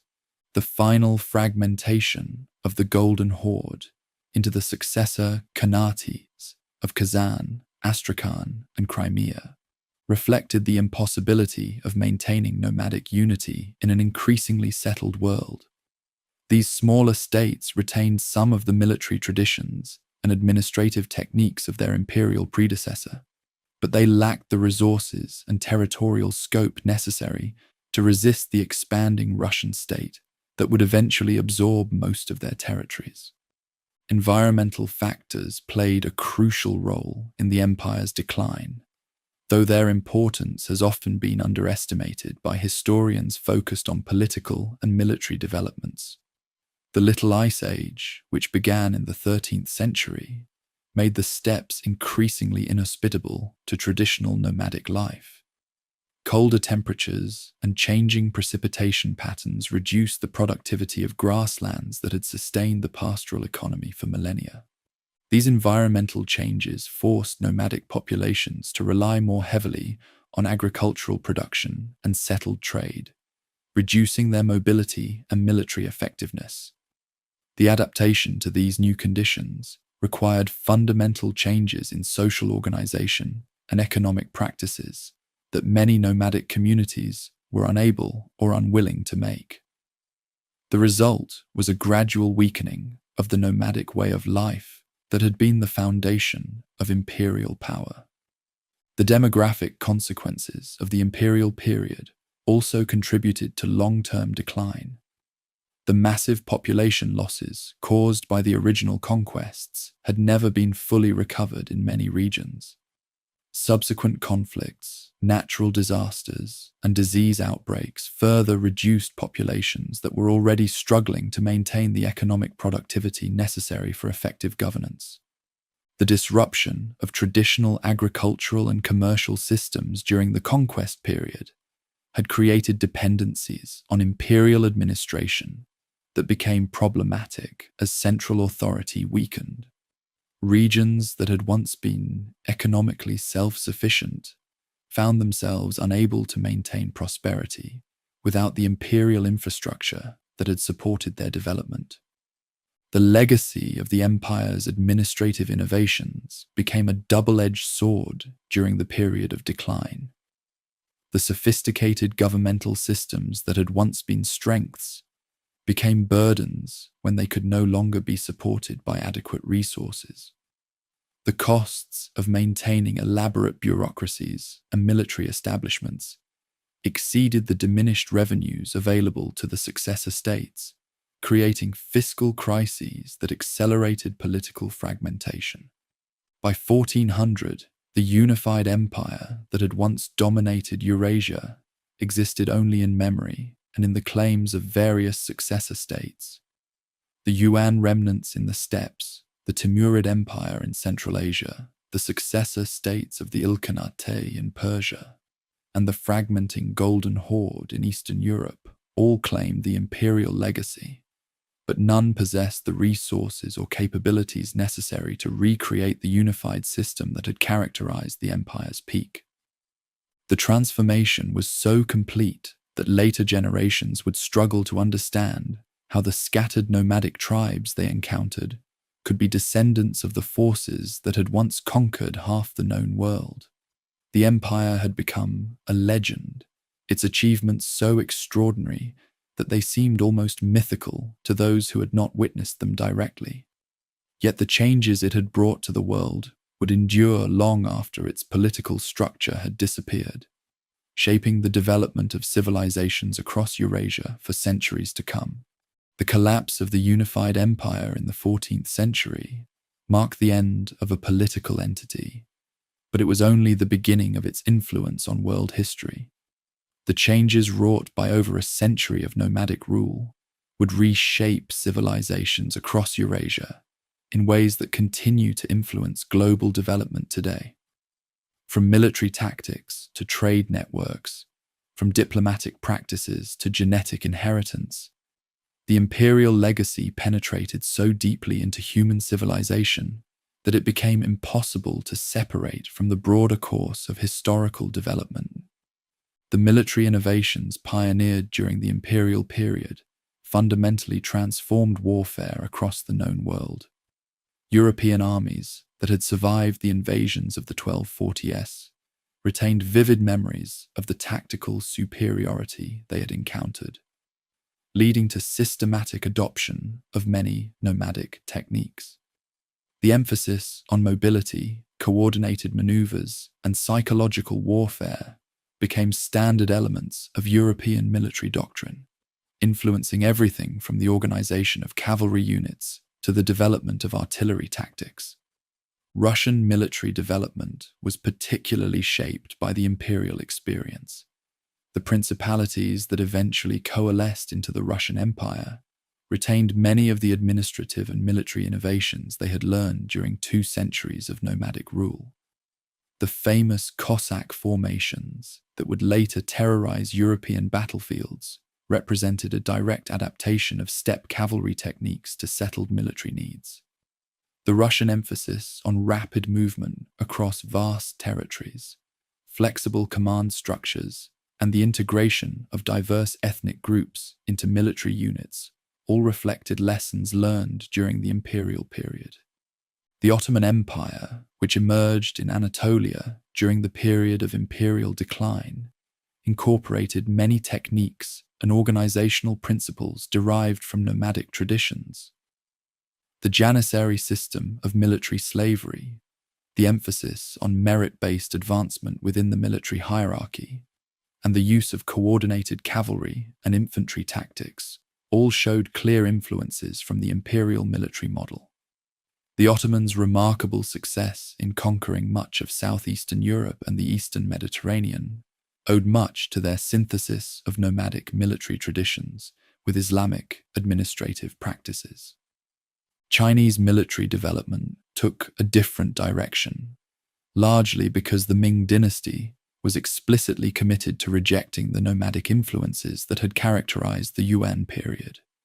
Yet even the Ming could not entirely escape the imperial legacy.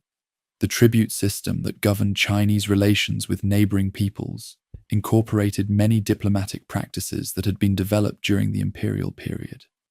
The Chinese emphasis on frontier defense, the construction of massive fortification systems, and the development of gunpowder weapons were all responses to the military challenges that nomadic forces had posed. The technological exchanges facilitated by imperial rule had consequences that extended far beyond the empire's political boundaries. Gunpowder, which had been a Chinese invention, spread rapidly westward along the trade routes protected by imperial authority.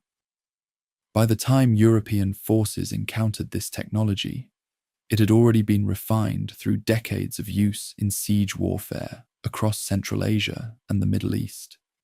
The development of artillery and firearms that would revolutionize European warfare was directly descended from innovations that had occurred within the imperial system. Printing technology followed a similar pattern of diffusion. Chinese printing techniques, protected and promoted by imperial authorities, spread across the trade networks that connected Europe with Asia. The mechanical reproduction of texts made possible by printing revolutionized education, religious practice, and administrative record-keeping throughout Eurasia. The Renaissance, the Reformation, and the scientific revolution all depended on the rapid dissemination of ideas that printing made possible. Yet this technology might never have reached Europe without the imperial communication networks that facilitated its transmission. The agricultural and technological innovations that had been exchanged across the empire's territories continued to influence regional development long after political unity had disappeared. Crop varieties that had been introduced to new regions during the imperial period became staples of local agricultural systems. The cotton cultivation that had spread from Central Asia to Eastern Europe, the rice varieties that had been adapted to new climatic conditions, and the animal breeds that had been transported across continental distances all represented lasting contributions to human economic development. The monetary and commercial innovations pioneered during the imperial period laid the foundation for later developments in international trade and finance. The concept of paper currency, backed by governmental authority, spread from China across much of Eurasia during the imperial period. Although the specific currency systems established by imperial authorities did not survive the empire's fragmentation, the underlying principles influenced monetary development in successor states across the region. The standardization of weights, measures, and commercial practices that had facilitated trade across the empire's territories created expectations of uniformity that persisted long after political unity had ended. Merchants who had become accustomed to operating under consistent commercial regulations demanded similar standardization from successor governments. The result was a gradual harmonization of commercial practices that facilitated the revival of long-distance trade, even after the collapse of the political structures that had originally protected it. The diplomatic practices developed during the imperial period established precedents that influenced international relations for centuries. The concept of diplomatic immunity, the use of hostage exchanges to guarantee agreements, and the development of permanent diplomatic missions all had roots in imperial administrative practice. The complex negotiations required to govern an empire that included dozens of different peoples and political traditions created diplomatic techniques that were later adopted by European powers as they developed their own international systems. The imperial emphasis on religious tolerance and cultural diversity created models for governing multinational populations that would influence political development across Eurasia. The Ottoman millet system, which allowed different religious communities to maintain their own laws and customs within the broader imperial framework, showed clear influences from nomadic administrative practices. The Russian approach to governing diverse ethnic and religious minorities similarly reflected lessons learned during the period of imperial rule. The genetic legacy of the imperial period represents one of the most direct and measurable impacts on human development. Scientific studies have identified genetic markers associated with the imperial ruling family across vast regions of Eurasia, from Central Asia to Eastern Europe. The famous claim that millions of people across these regions may be descended from Genghis Khan reflects the enormous demographic impact of imperial expansion and the intermarriage between nomadic elites and local populations that characterized imperial governance. This genetic legacy extends beyond simple heredity to include cultural and linguistic influences that shaped regional development for centuries. The Turkic languages that spread across Central Asia during the imperial period continued to influence communication and cultural development long after the empire's collapse. The Persian cultural influences that spread through imperial administrative networks similarly shaped artistic and intellectual development across regions that had never previously been in close contact. The revival of the Silk Road during the imperial period created commercial networks and cultural connections that persisted long after imperial protection had ended. The cities that had flourished under imperial patronage retained many of the international connections and commercial relationships that had been established during this period. Samarkand, Bukhara, and other Central Asian centers continued to serve as focal points for transcontinental trade and cultural exchange, even as the political structures that had originally supported their development disappeared. The imperial emphasis on scholarship and learning created institutional legacies that influenced educational development across Eurasia. The libraries and academies established under imperial patronage preserved texts and knowledge that might otherwise have been lost during the political upheavals that followed the empire's collapse. The translation projects that had made knowledge available across linguistic and cultural boundaries established precedents for international scholarly cooperation that would influence the development of universities and learned societies in later periods. The legal innovations developed during the imperial period similarly influenced jurisprudential development across the region. The hybrid legal systems that had combined elements from different legal traditions established precedents for governing diverse populations under unified legal frameworks. These innovations influenced the development of legal systems in successor states and provided models for later attempts to create international legal standards. The environmental impact of the imperial period was equally significant, though often overlooked by historians focused on political and cultural developments. The massive population movements that characterized imperial expansion and administration led to the introduction of new species and agricultural practices across vast territories. The environmental consequences of these changes continued to influence regional ecosystems long after the political structures that had initiated them had disappeared. The demographic recovery that occurred in many regions after the initial devastating period of conquest was facilitated by imperial policies that encouraged population movement and intermarriage. The genetic and cultural diversity that resulted from these policies created populations that were often more resilient and adaptable than their predecessors. This demographic legacy contributed to the rapid recovery and expansion that characterized many regions in the centuries following imperial collapse. The urban planning and architectural innovations that had been developed during the imperial period influenced city development across Eurasia for centuries. The planned capitals like Karakorum and Khanbalik established models for urban design that integrated different cultural traditions and functional requirements. These models influenced the development of cities from Moscow to Istanbul, as rulers sought to create urban centers that could serve as focal points for diverse populations and international connections. The artistic and cultural synthesis that had characterized the imperial period created new forms of expression that combined elements from different traditions. The architectural styles, decorative motifs, and artistic techniques that had been developed through imperial patronage continued to influence cultural development long after the political structures that had supported them had disappeared. The Islamic architectural traditions of Central Asia, the decorative arts of Persia, and the court cultures of various successor states all showed clear influences from the imperial period.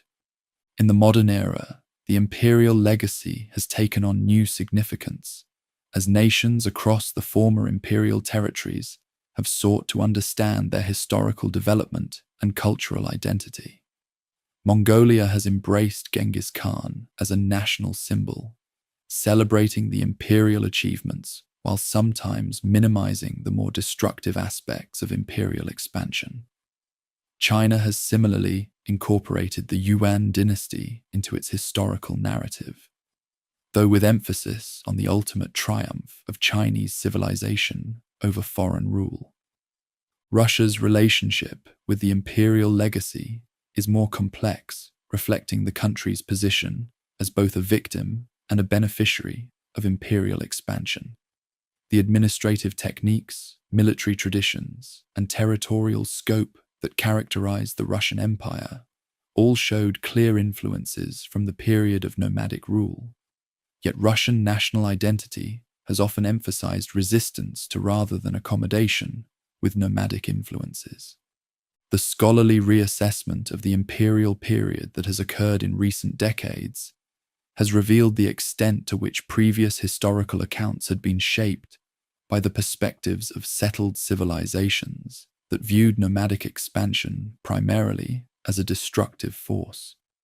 Modern historians have recognized that the empire represented one of the most successful experiments in cross-cultural governance and international integration in human history, anticipating by centuries many of the challenges and opportunities that characterize modern globalization.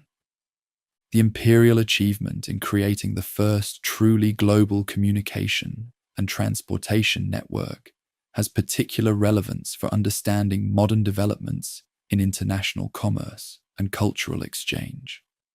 The challenges of governing diverse populations across vast territories, managing complex economic relationships, and maintaining political unity while accommodating cultural diversity are all issues that contemporary international organizations continue to address. The empire's approach to religious and cultural tolerance provides important lessons for modern, multicultural societies struggling to balance unity with diversity. The imperial emphasis on pragmatic accommodation, merit-based advancement, and institutional flexibility offers alternative models to both rigid assimilation and complete fragmentation that remain relevant for contemporary policymakers. Perhaps most significantly, the imperial period demonstrated the possibility of creating political and economic systems that transcended traditional boundaries of ethnicity, religion, and culture. While the specific institutional forms developed during this period were ultimately unable to survive the challenges they faced, the underlying principles of inclusion, adaptation, and systematic organization continue to influence efforts to create more effective and equitable forms of governance. The story of the empire thus represents more than just a remarkable episode in medieval history. It provides insight into the possibilities and limitations of human political organization, the dynamics of cultural exchange and adaptation, and the long-term consequences of decisions made by political leaders. In an era when the world faces challenges that can only be addressed through international cooperation and cross-cultural understanding, the imperial legacy offers both inspiration and cautionary lessons about the complexities of governing diverse populations in an interconnected world. In the winter of 1241, advanced reconnaissance units of the imperial army were probing the defences of Vienna, while the main force consolidated its position in Hungary. European resistance had crumbled with stunning speed. Poland had fallen, Hungary was occupied, and the road to Western Europe lay open. Then came word that would change the course of world history. Genghis Khan was dead.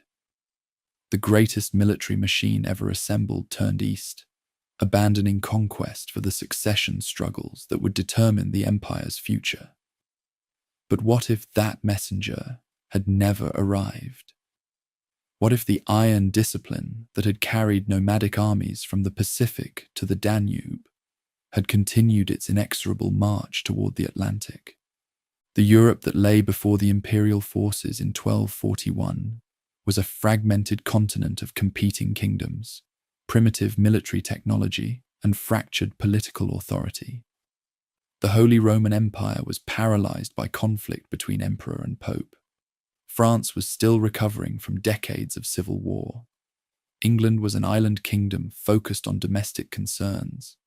No European power possessed the organizational capabilities, military technology, or strategic vision necessary to coordinate effective resistance against an enemy that had already demonstrated its ability to annihilate any force that dared oppose it.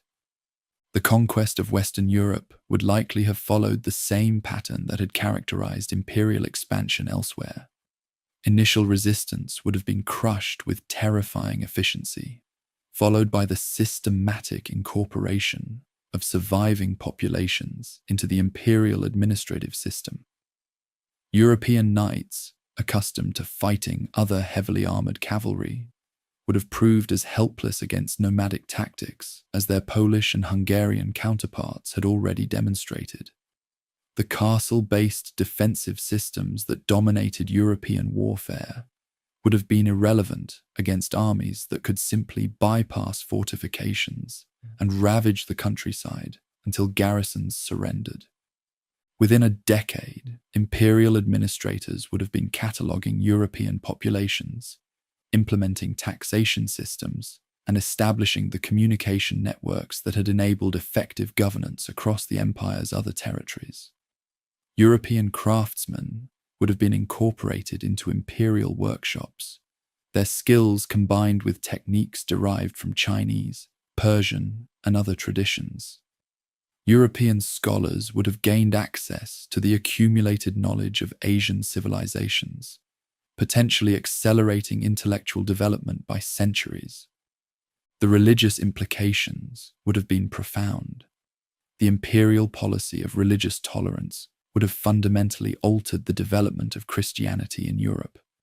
The rigid orthodoxy that characterized medieval European Christianity would have been impossible to maintain in an environment where Islamic scholars, Buddhist monks, and Confucian administrators all enjoyed imperial protection. The Crusades, which had defined European relations with the Islamic world for centuries, would never have occurred. The religious wars that would devastate Europe in later centuries might have been prevented by the imperial emphasis on accommodation rather than conversion. The economic transformation would have been equally dramatic. European participation in the imperial trade networks would have connected the continent to Asian markets centuries earlier than actually occurred. The commercial revolution, the age of exploration, and the development of global trade networks would have followed completely different patterns if Europe had been integrated into existing Asian commercial systems rather than developing its own competing networks. The scientific and technological development that would eventually give Europe global dominance might never have occurred. The competitive pressures that drove European innovation, the need to develop new military technologies, navigation techniques, and industrial processes to compete with Asian civilizations, would have been unnecessary if Europe had been part of a unified Eurasian system.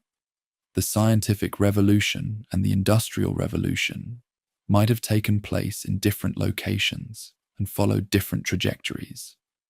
The age of exploration would certainly have been unnecessary. European maritime expeditions to Asia were driven by the desire to bypass Islamic intermediaries and establish direct trade relationships. If Europe had been connected to Asian markets through overland routes protected by imperial authority, there would have been no incentive to develop the naval technologies and navigation techniques that enabled global maritime expansion.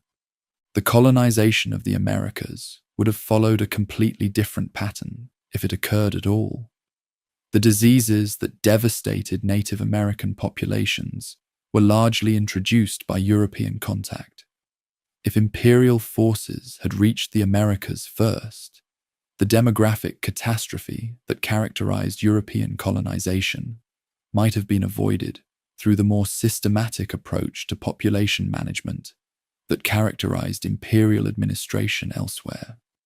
The political development of the modern world would have been fundamentally different. The European state system that emerged from the ruins of the Roman Empire and dominated global politics for centuries would never have developed. The concepts of sovereignty, nationalism, and competitive international relations that shaped modern political thought were products of European historical experience that would have been irrelevant in a unified Eurasian system. Yet this alternative history also suggests that the very factors that made imperial expansion possible would have made its continuation increasingly difficult. The environmental and logistical challenges that ultimately contributed to imperial fragmentation would have been magnified by expansion into regions even more distant from the steppes. The cultural and religious diversity that would have characterized a Europe including empire would have strained the administrative systems that had already proven barely adequate for governing existing territories. The question of whether human civilization would have developed more or less successfully under continued imperial rule remains unanswerable. The empire's achievements in promoting trade, cultural exchange, and technological innovation were remarkable, but so were the innovations that emerged from the competitive European state system that actually developed. The Renaissance, the Enlightenment, and the Industrial Revolution were products of the specific historical circumstances that characterized post-imperial Europe. Perhaps the most profound implication of this alternative history is what it reveals about the contingent nature of historical development. The world we inhabit today, dominated by European-derived political concepts, economic systems, and cultural values, was not the inevitable result of superior European civilization. It was the product of specific historical circumstances, including the decision of imperial commanders to abandon their western campaigns in 1241. A single messenger's journey from Karakorum to Hungary shaped the development of global civilization in ways that continue to influence human development today. The story of what might have been thus illuminates the significance of what actually occurred. The empire's ultimate failure to achieve permanent global unification allowed for the development of the diverse, competitive, and ultimately innovative global system that characterizes the modern world. Yet the imperial vision of a unified human civilization, governed by principles of tolerance, merit, and systematic organization, remains relevant as humanity faces challenges that can only be addressed through unprecedented levels of international cooperation. In that sense, the empire's greatest legacy may not be what it accomplished, but what it demonstrated about the possibilities and limitations of human political organization.